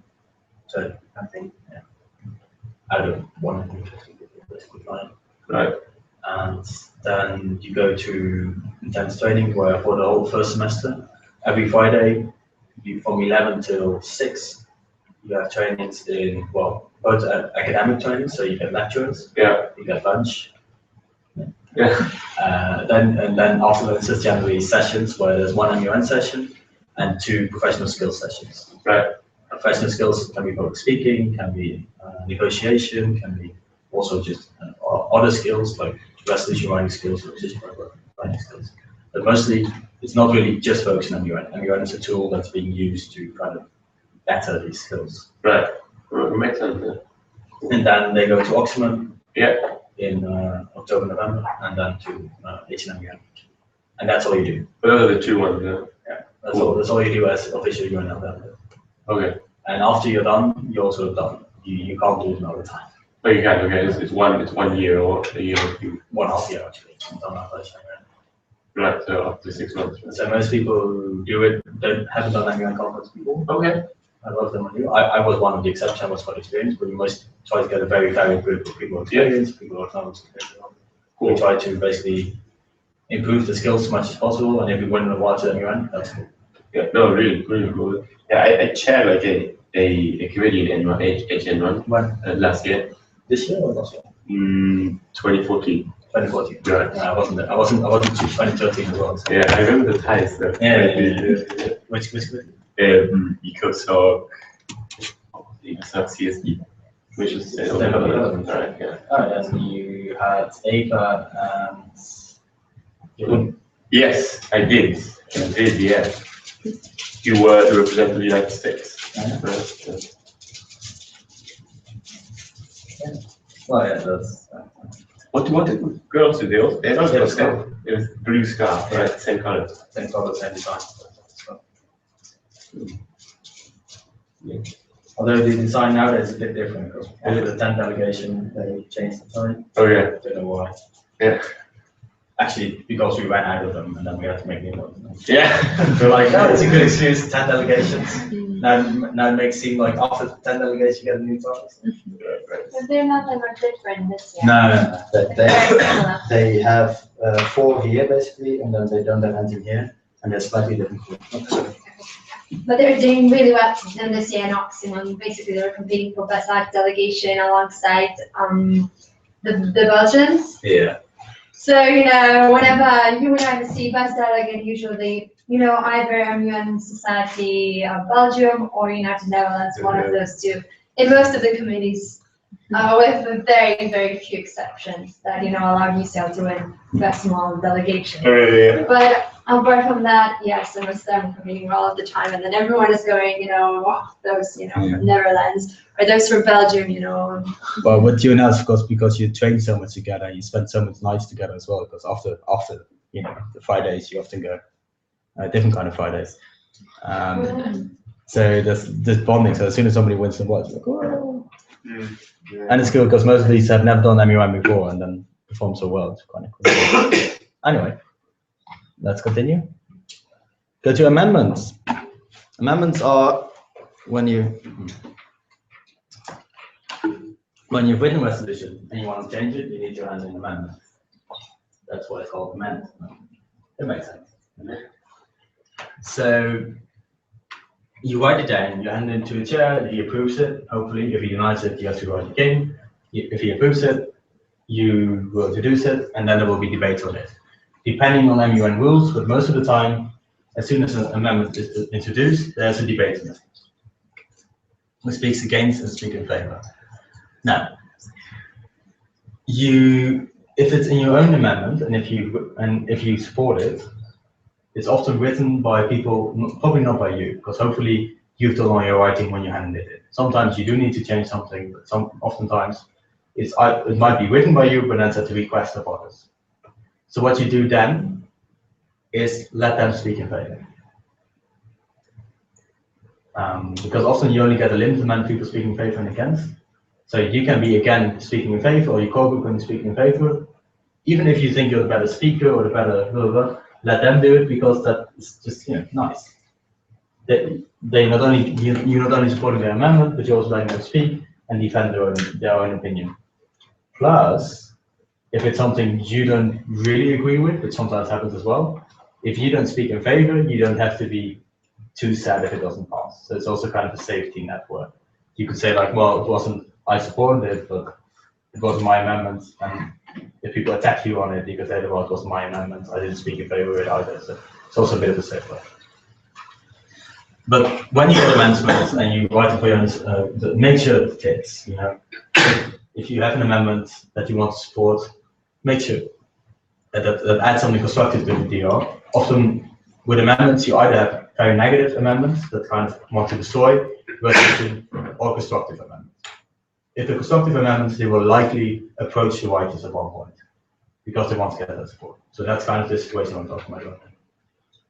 So make sure it fits the rest, and having your core group one person, that's easier than 2 or 3 for ensuring continuity. Who reads all the amendments, because the unmoderated card before the amendments are being discussed is hell. Both for the delegates, but especially for the chairs, because they have to go through all of them and check them. And but for the delegates as well, because everybody wants to write amendments, everybody wants to get their amendments handed in. So if you do this with a group of 4 people trying to read all of them, that's going to be too much of a hassle. So if one person do it, who says like, well, this amendment we can kind of get it behind, this doesn't contradict with the rest of the resolution and those kind of things. It's much easier if you leave this to one person. You don't have to be it if you don't want to do it. It's not really necessarily a role of power, but it is just to ensure continuity in your resolution. Because again, that's the best way to screw up a resolution is to not have continuity in it, to make it not look like a great document. Because often people vote not necessarily on the policies, they vote how well the document looks, how well it's formulated, what the impression left behind by people who made it is. As soon as that kind of gets disrupted by either bad amendments or by bad writing from you from the start, you're going to have a problem. So formatting sounds very useless and it sounds very cliche, but appearance really matters in resolutions. So keep sure that with amendments, this appearance doesn't get lost. If necessary, if somebody gives you an amendment that you agree with but isn't very well written, offer like, okay, you know what, we can support this, but can I please rewrite it so it fits better into the resolution? Nobody's going to say no to that, because fitting better is just kind of sounds like cosmetic changes, which should be all of it, right? So don't be afraid to do that. It can save you a deal. On the other hand, what you can also do is amend your opposing draft resolutions. Now, that can be done in 2 ways again. The diplomatic way, the aggressive way. I'm not saying one is better than the other, it just depends on the draft resolution you're going against. If it's a draft resolution you don't necessarily disagree with, diplomatic way is actually not bad. It's the second best option. So you want to be able to have a draft resolution that you contributed to with amendments being passed, because it looks, and you want to look good. You could just write amendments that really constructively alter the draft resolution, so to make it better. Yeah. It's a very appeasement approach, but can be very good and put you in good light with that. Well, perhaps later you can actually decide to merge if necessary, if there's time for it still. Right? Merge if yeah, but do 2 documents together. Or you can do it aggressively.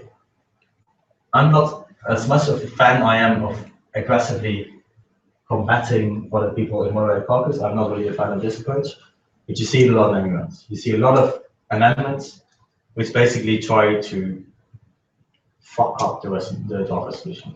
So they delete the important clauses, or they delete necessary phrases that don't really look as necessary. That's often the best way to do it, right? If you delete the important clause, everybody's going to know that. If you just delete a subclause here and there that people don't really seem to get, but that when you get down to it, you can then later point out like, hey, now your resolution says this and this and this, and it doesn't say that anymore, so therefore the resolution is faulty. You've basically wheeled yourself away in. But it can really aggravate needlessly. This often hurts people more basically than just attacking them in moderated caucus. If you're really trying to not just attack their work, but actively screw up their work, you're not going to get friends out of that. So be aware that if you're trying to do this, you can do this, but you still need to get majority and committee to get this amendment passed. So if you start aggravating people needlessly, you probably won't get this majority. So find a balance and be sure that whatever you're trying to do works, because oftentimes it doesn't. Yes. What do you do if someone accidentally, passes an amendment that fucks up your resolution? You were busy doing something else, and were, keeping up with your blog and amendments. Okay, I don't care, whatever. Let's try to fail all of them, and one of them passed, and then you kind of have the feeling, towards I don't know how much I like my resolution anymore. what do you do at that point? If there's a second best option, you might want to decide to join them. But that does kind of betray your core group members, which is also not necessarily a good thing to do. You could try to get it back in. You probably wouldn't succeed putting the same clause back in, but if you rewrite it and make it sound a bit more constructive, make it sound a bit more positive, people might actually put the same clause back in. Hadn't happened before. Or you can see if the resolution still works even without the details. If they add in another clause with an amendment. You can take it out again. Or you can alter the clause, change the clause, so that it says something that's perhaps not destructive to your resolution. But also be aware that if somebody has successfully managed to do this to your resolution, well, you're in problem anyway, because that means that there's a majority of people who voted to destroy your resolution. Not all of them might have realized it, but you really need to then step up your recruitment game as well, because you need the positive votes. Because you can only amend something if you have a majority. So as soon as that happens, you're going to write notes to people, say like, hey, why did you vote that way? I thought you were with us, or could you please explain your vote? And could we perhaps talk? Then you need to start note writing like crazy or negotiating like crazy. Try to get a majority back on your side to get it in. Or, and this is the fourth option, often forgot by people, but you're technically more than allowed to hand in a new draft resolution. You can do it. You just hand in your draft resolution again with the clause in it. Perhaps some more changes that kind of please other people. This is probably the best way actually to deal with it now that you mention it. It is if you have a couple of decent amendments, the good ones, the constructive amendments that are on the floor, or that are being written, and your draft resolution just got destroyed. What do? You grab your old draft resolution, you add in those constructive amendments, and you hand it in as a new draft resolution. Sometimes the chair closes the floor for new draft resolution, in which case the strategy doesn't work. But if the chair hasn't done that yet, do it. Because the new draft resolution, has to be introduced. As I'm going to tell you later, introduction of draft resolution is almost never a problem. Unless people really see that what you're doing. But if you add in these constructive things, you're just saying, we thought it was easy to just hand in a completely new document with some fundamental changes here and here, so that we don't have to go through all the amendment process. We got a lot of people with you. Okay? But it can work. As a chair, I would appreciate it. Because it really shows that you know your rules of procedure, but also that you don't try to endlessly try amendments that will fail or not fail, because those are almost normal. You have to be able to sell it well, though, and really get some more change in there than just the clause back in, because that's, Division of the question. Yes, if need be. If there's a clause added in, you can do division of the question. It means that you vote on clauses separately. However, you're still dealing with the problem that you had a majority voting for the clause anyway. So you need to convince the majority not to do it now, and that can always be problematic. Plus, you can't rely on it, because as soon as division of the question is done, it's final. That it's good as a last breath. Like if it's still in there when the voting happens, yeah, you have to, but preferably you deal with it before the voting starts. Yeah. Also, isn't it that in Security Council you're voting on all clauses separately? No, only if requested. That's division of the question. Actually, it's the most extreme form of division of the question, where you vote on each clause separately and then on the document as a whole. Please don't. From the bottom of my heart, from chairs everywhere. Please don't.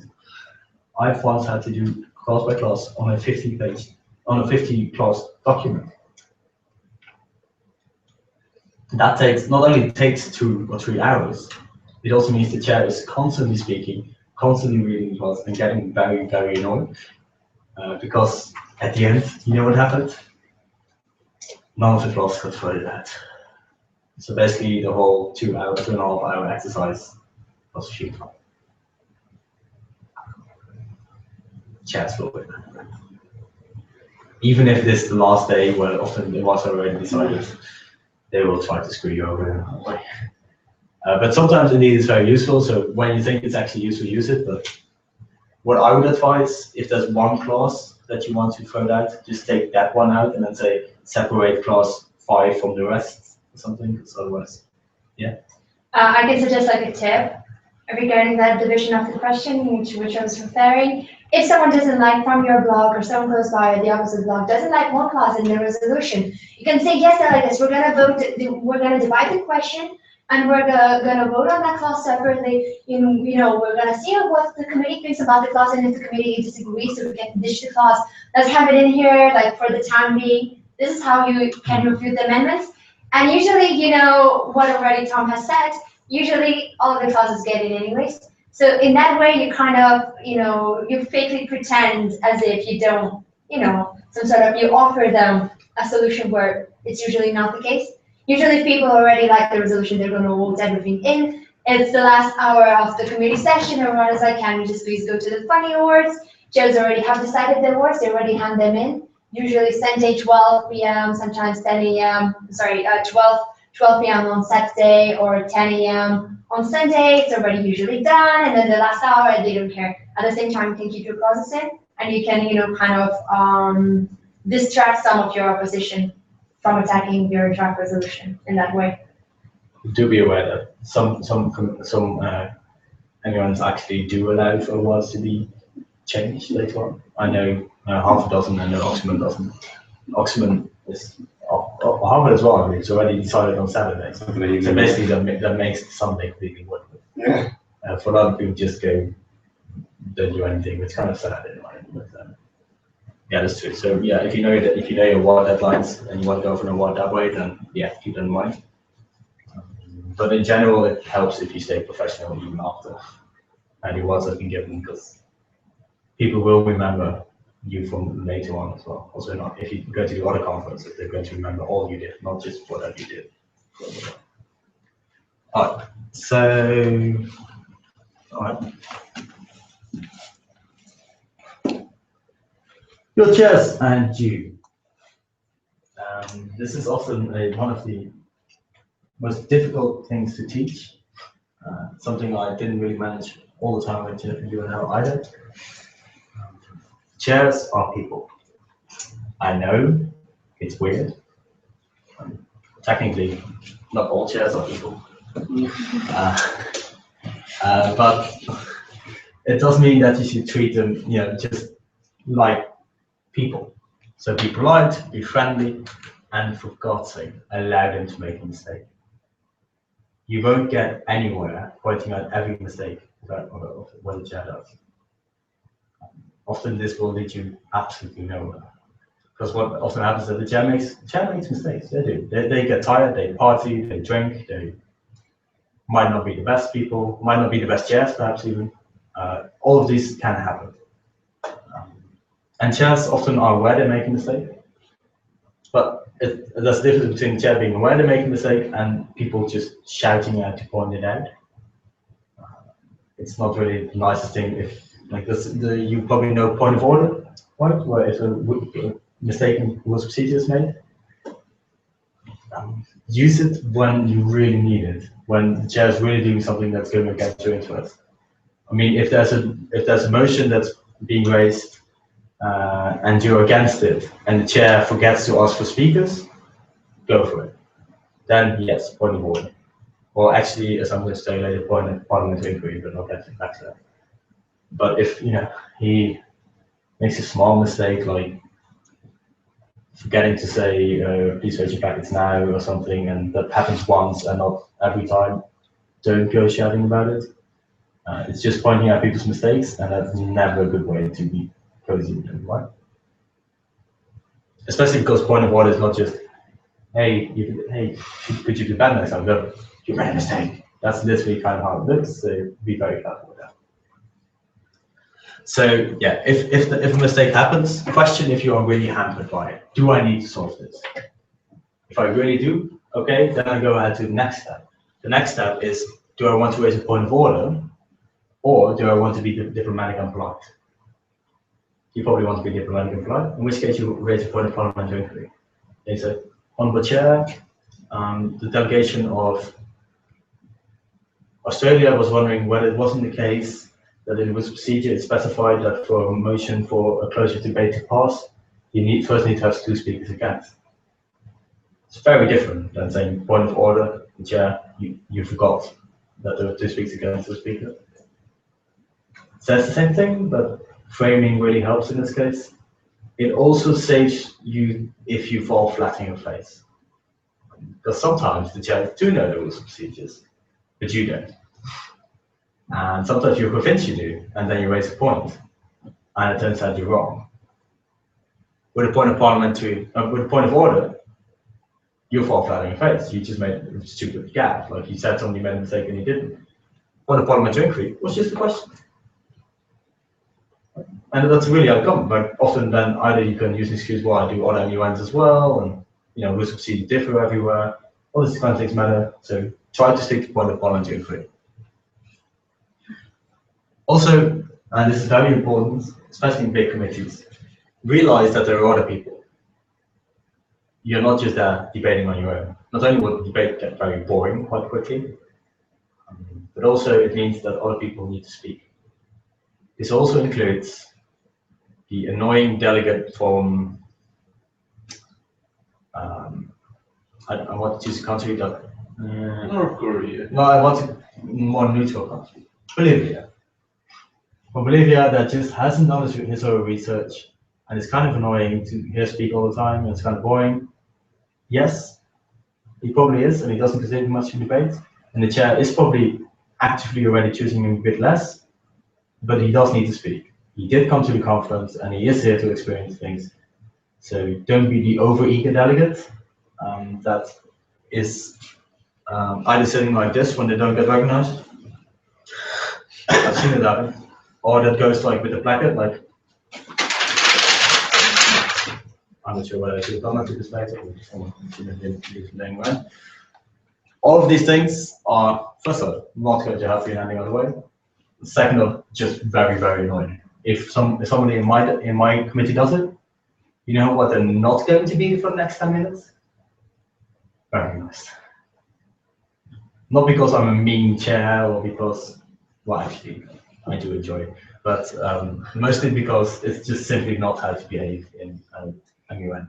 Most chairs that I know, at least I do, keep track of the amount of time people speak, and they will often check the list, say like, okay, there's one and done. And of course, if you continue raising your plaque and you're always active in debate, you're going to get recognized a bit more.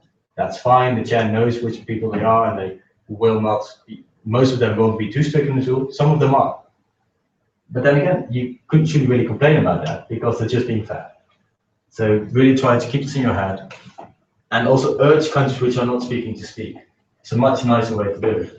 And urge them to speak by sending them notes with your points on it.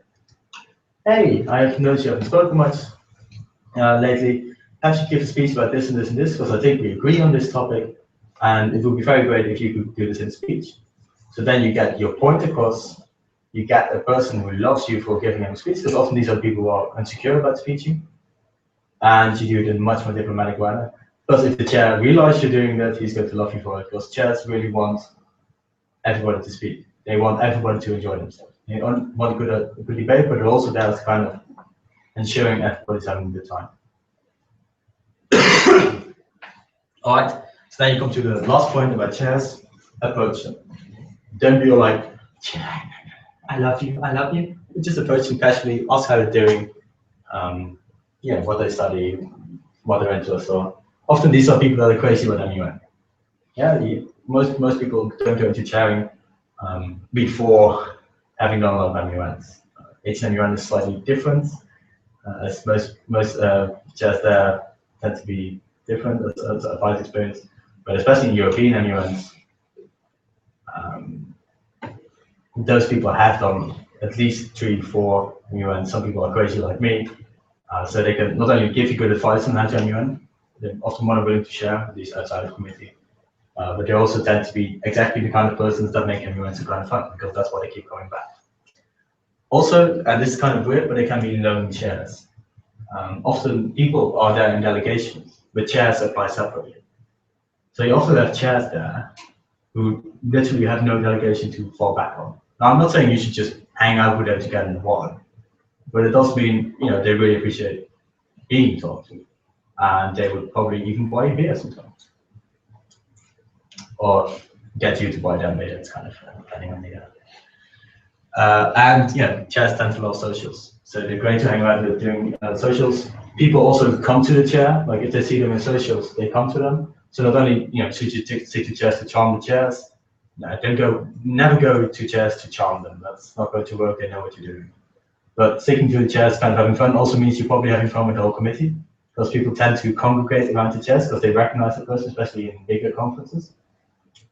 So you have the whole committee around you. You can just have a fun time doing socials with them, which really helps not only winning awards and getting the best score, but also just really helps your personal enjoyment.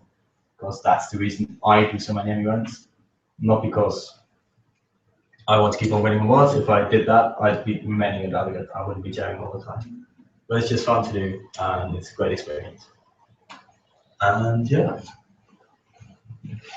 that wasn't all, but that was all in the chairs. Voting. This is very good one. Voting, doing procedural voting. Vote for motions that your allies make, especially if they're periphery. Vote for them. They might not notice. Doesn't matter if they do. They like you.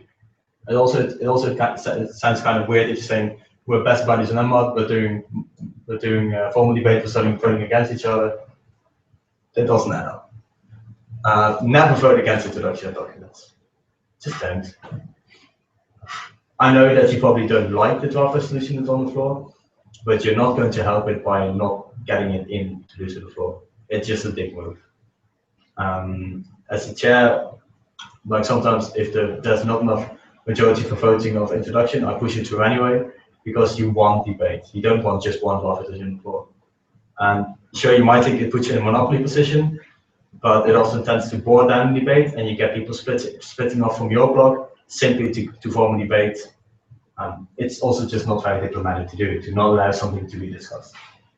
Right? So I would say don't do it.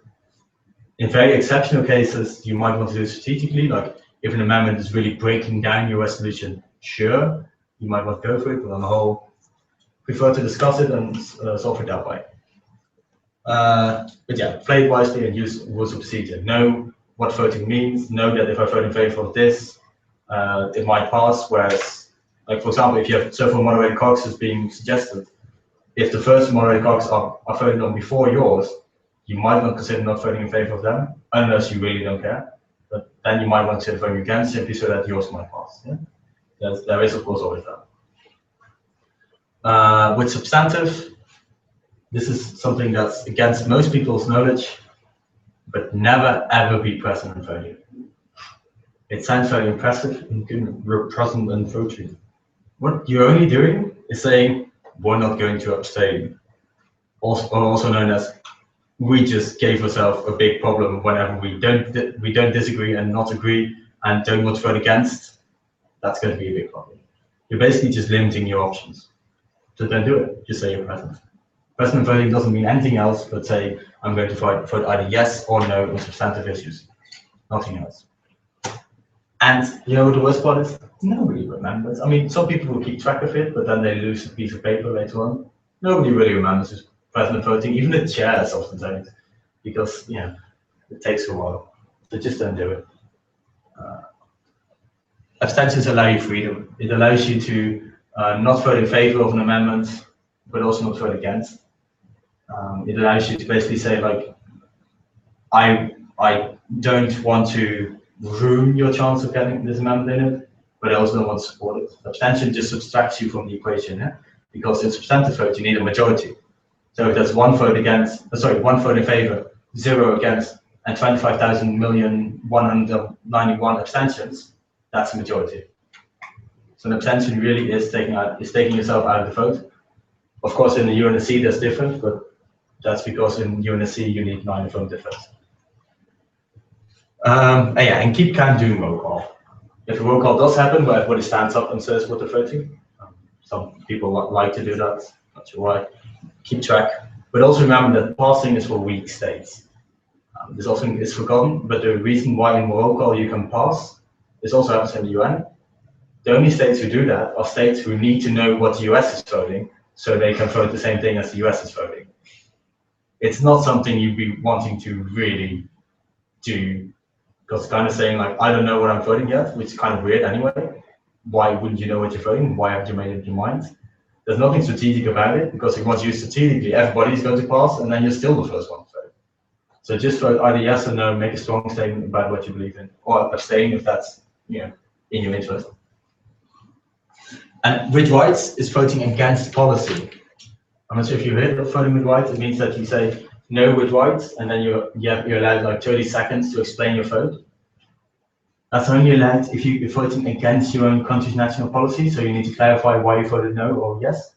Not to kind of tank the debate, not to kind of say that the resolution was bad, because yeah, of course the resolution is bad. That's why you voted no. That's obvious. And chairs hate it if you misuse it, because you basically take an opportunity to speak that's not supposed to be there. So don't be like, oh, I want to speak. Keep it careful. All right. Any questions about this? No? Then, yeah. All right. So there was more, but anyway, don't be afraid to boast about formal expertise, but be able to back it up. So what I once did is I pretended I studied English because I'm really good at editing, but they wouldn't let me, you know, edit their documents. I was like, well, I study English. I know how to do it. They went, oh, right, well, I'm coming. So I edited, and I became a writer of the resolution simply because I am very good at editing, and I'm very good at reading the things. So that's why I said I could back it up. People could, you know, be like, yeah, he probably does study English. Not sure what he's doing, let me write it. So don't be afraid to do that if it helps your negotiation position. Don't be afraid as soon as you're called out, you're having a really bad problem. And you can do this with anything, like you can boast a bit, just to kind of make you seem more credible if you don't necessarily have the required degree yet, but only do it if you're actually really sure it's true. But quickly go into double delegations, that's the question. With Harvard MUN, you have this, also with some other MUNs. It's quite a different game, but also very the same. What you're going to have is either you're going to switch around, or you're going to have one negotiator and one speaker. Both have their pros and cons. If you have one speaker, one negotiator, the chair is only going to recognize the speaker. And that person needs to be a very good speaker, because he can then literally lose the conference, but also lose not only the award, but also the trust of your committee if that person makes mistakes. And it's going to be quite boring for this person, especially in large committees, because the speaking doesn't happen that often, and there's no unmods. There's less unmods doing double delegates, so disadvantage can be. I'm worried. So be careful with that. On the other hand, to have one negotiator is very useful, because people can always remember that negotiator guy.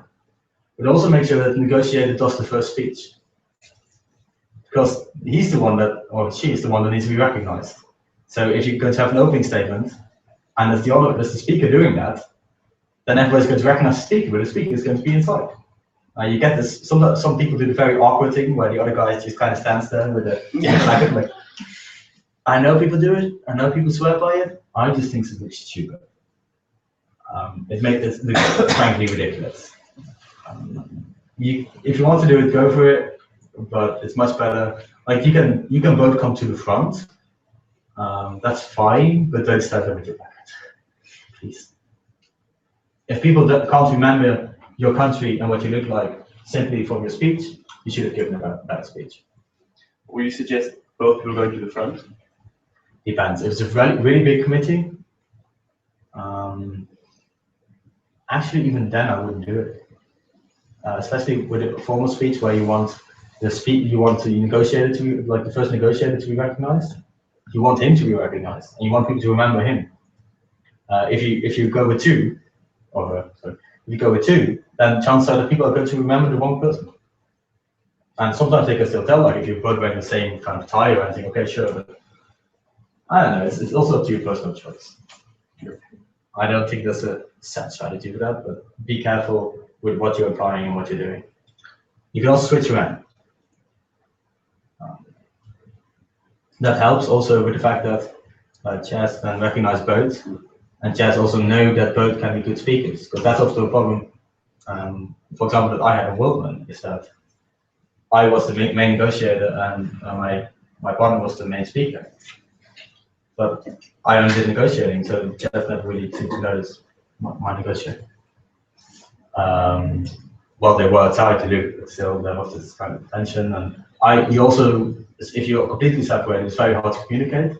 You need to find a way that you're communicating, because often you're not allowed to use electronic devices in committee. So get notes there or something, but be careful about the way it goes, because you don't want your moderator caucus guy doing different things than you are, or trying to entice different people than you are. You want, to have a big coalition basically, and want to make it a surety. Whereas if you switch around, that is a lot more effective, because then you both kind of know where you're going. Do make aware that if you have a negotiator and a speaker, that the speaker is always with you during MUN.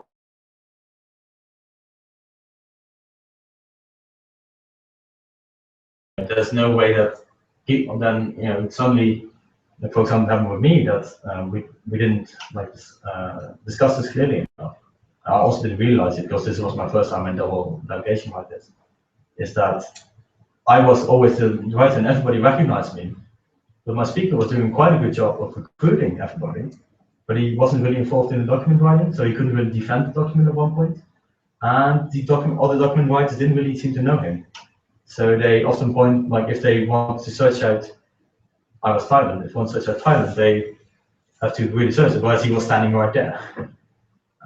So make sure that with double delegation within your core group, everybody knows each other, go out for a drink after or something, kind of ensure that you are really a double delegation and not two single delegates happening to represent the same country. I think that's the biggest problem when we're talking about double delegation. Apart from the fact that it also makes your committee crazy big. It turns a full GA into a double full GA. That's more than that's 400 people. That's a lot. Right. I think that's about it. It's also 2 o'clock now, so any questions? Concerns?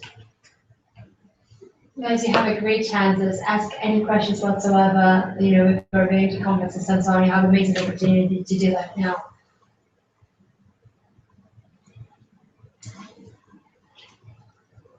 What does it mean you were that good that you covered everything? Yeah, they tried to cover most of it. I have a question. If it's a double delegation and turns out, uses just a single delegate for one country, is that a big disadvantage? Yeah. Because you're just one of the rest are 2, right? So? Because you're just, for that person's just 1, while all the others are 2. Yeah, it's especially a big problem because in double delegation, most committees, especially at things like HMUN. Yeah. Also at Worldman. I was, Worldman on Spectral. Beautiful room. It was a room where the European Council sometimes even gathered. It was in Brussels. Beautiful. The chairs were the best chairs I've ever sat in these kind of committee rooms. And yeah, the microphones there and everything was beautiful. Yeah, I didn't get to enjoy it at all. I was lying like this on tables writing resolutions because I was always outside. But if you're a single delegate, you're not allowed to leave the room. Because only during MUN are you allowed to leave the room, because there always has to be representative. Yeah. So yeah, that's a really big handicap. Which also means that if you're a double delegate, remember that you are not only responsible for your own fund, but also for your other delegates. Because often, if you are hungover and don't want to show up for committee, go for it. But that also means that your co-delegate is completely hampered and can't run. This sometimes creates tension. Yeah, I have a question. Yeah. Props doing speeches, yes or no, why?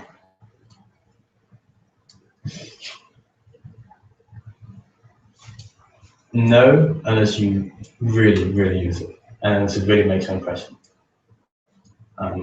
Photos, not going to work.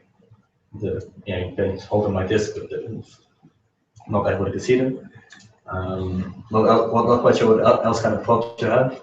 I mean, I've seen delegates of United Netherlands, that's why I'm referring to them.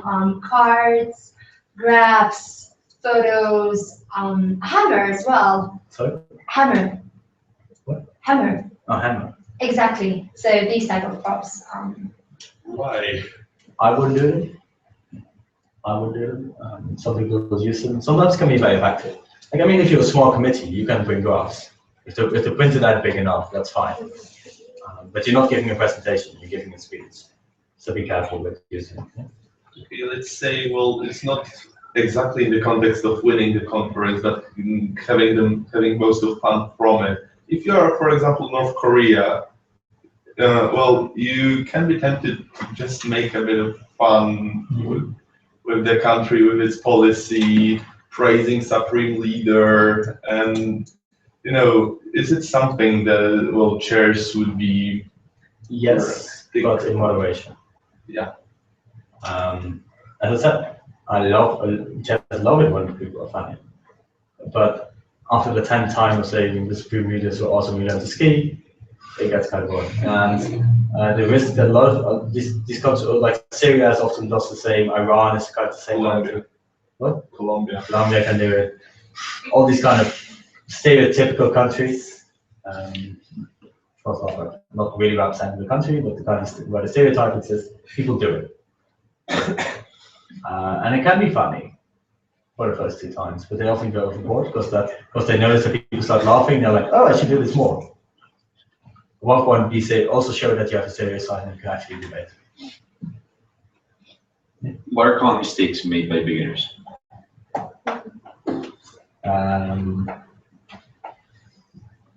Not realizing how useful MUN is. Getting coffee during MUN. I mean, getting coffee is good as long as you have other delegates with you who are also getting coffee. Or if you're really tired and you really need it, everything is going well, then at one point you can just decide, like, I had an maximum a couple of years ago. I was like, I literally have nothing to do. I've delegated everything, and then you can get coffee. But make sure that it fits in. Often in morning sessions, people are more than willing to accompany you to get coffee. So try to do it like that then. Yeah, get the resolution writing well done. Like, know how the formatting works. It's not very hard. I know it's kind of annoying how precise it is, but honestly, to put a semicolon after every operative clause and commas after every preamp, it's not the biggest, worst thing in the world. Like, it's quite simple. So know it. Sometimes it varies per conference, so then just know the conference that you're adhering to, get it done. Same kinds of rules of procedure. Just learn them. And they're not that hard, they're actually quite normal. I can imagine that if you haven't ever used them, they seem very abstract. But as soon as you've used them a couple of times and seen them in action, you can get kind of how it flows. I mean, you don't need to know the difference between a journal of the meeting and a journal of debate. Likelihood is you're never going to use either of them. Or if the appropriate situation is there, somebody else will know it. But get at least the basic ones there. For the rest, that's actually a very Dutch way of saying it. For the rest, I should get it out of my. Apart from that, beginners' mistakes tend to often be also to fall asleep during moderate classes, to just repeat. Basically, some of the things I've already known, like to repeat things instead of adding new things, and to think like, oh well, you made a great point. That's I should make the same point. This is great. What is back not realizing that in MUN it's all about. I guess that's the best way to describe it. Beginners often don't realize what an MUN is. They often think it's an academic debate. They often think it's something very formal and something very free, but also with colleagues. In reality, MUN is a game. It's a negotiation game. It's a public speaking game. It's about impressing other people. It's about looking charming. It's about being friendly. It's about getting people to vote with you, getting people to go with you. Not really about the content. I mean, the content is important and it forms the frame. But when you get down to it, the negotiation, the game, all of it, hardly has to do with content. You need to have solid content to back it up, because otherwise you can't get attacked on it. But at one point, the content really isn't the game anymore, which is sad in a way, as you might say that content should be the thing. okay, but in most conferences, especially competitive conferences, you're not going to find the conference management. MUN conference. Content really doesn't matter. Really doesn't. Oxymun is a bit better in content, but also not that great. Because they're too competitive. And competitiveness breaks down in content, because then people who are very wise and very intelligent, but don't have the charming skills, often don't get their shit done, because nobody will follow them. But if you do encounter one of those, that's what I've got. If you encounter somebody who knows his stuff, who is very knowledgeable, get him in your blog. He might not be the most charming person, perhaps, because that might be his problem. That's why he probably isn't forming his own. But he's great. And there are sometimes people there that really don't care about awards. Actually, quite a lot of them are not for awards, but that really just want to do the academic thing. Take them in, let them enjoy themselves, let them go all out in a resolution. They'll love you for it, and you get a better resolution for it. And I have another question. Yeah. What HNMUN specific advice would you have? Like after being there two times, what is it about this particular conference? Don't expect too much. Okay. It's a great conference. In fact, it's very big. It has a very interesting atmosphere. In America, it's famous for its socials, but to be fair, in America, anything can be famous for its socials. The socials close at 1 a.m., so it's mostly more well known for what people do after the socials, which get drunk in hotel rooms. Of course, the hotel security often tries to interrupt, but that's this kind of, if you know which factor that happens. Don't be impressed, is basically what I'm trying to say. Most of the people there aren't very well trained. Most of the people there are just there to have fun. There will be some big names there. You know, Dennis will be there. You know, you have Yale. You have Pennsylvania. You have the Venezuelans. Yeah, those are they will really try to win. But most people are there just for fun. And decide for yourself which one of these people you want to be. It's really up to you. Also know that it's a really big conference. And despite the fact that I'm sure there are wonderful Harvard students, but a big conference brings big logistic problems. And 2 times I've been there, Harvard has definitely been suffering from logistical problems, from communication problems between the staff. Just don't get too annoyed by it if you notice it. Perhaps you don't. I noticed this more when I was faculty advisor than when I was delegate. But if you do, go with it. That's very specific for HNMUN simply because of the size. The 200 conference is easier to run than a 4,000 something conference, whatever the standard is. Just be right. And again, it's massive.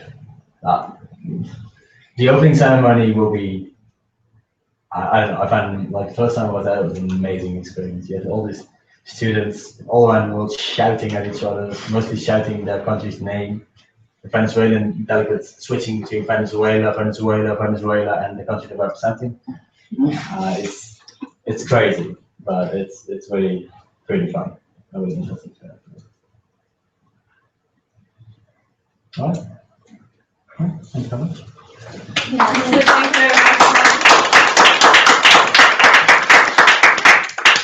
So hopefully you've learned quite a bit, today in terms of what is MUN, and you've gone through all of the stages of the MUN process. I believe if someone, before me going to my first conference would have told, what it was, or at least before going to major conferences, would have said, how you actually do it. And at least starting to think about these strategic tips. If you think that you're gonna see it in others, a lot of these tips I've seen delegates doing. When I was still a very inexperienced delegate, I saw them do it. I was like, okay, what's going on? Maybe I should do it as well. Try it out. And you had it said to you, and it's sometimes very difficult to grasp a lot of information at the same time. Take time to think about it. The presentation is gonna be up as well.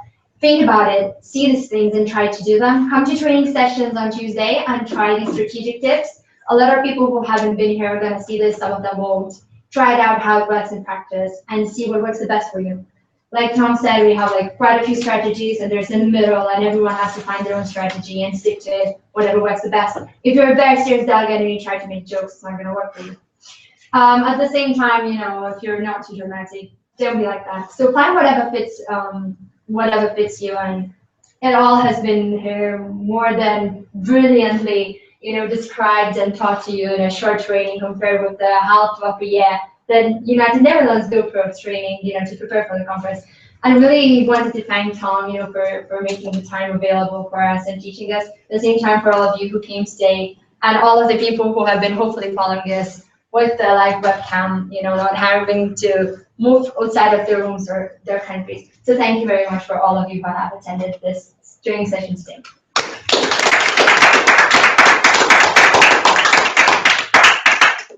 And now probably we're going to go for lunch. So if you want to drop by, it has been a very long training, so we can go all together and have lunch somewhere. I'm suggesting pizza. I don't know if anyone is against pizza. Hopefully not, so we can go and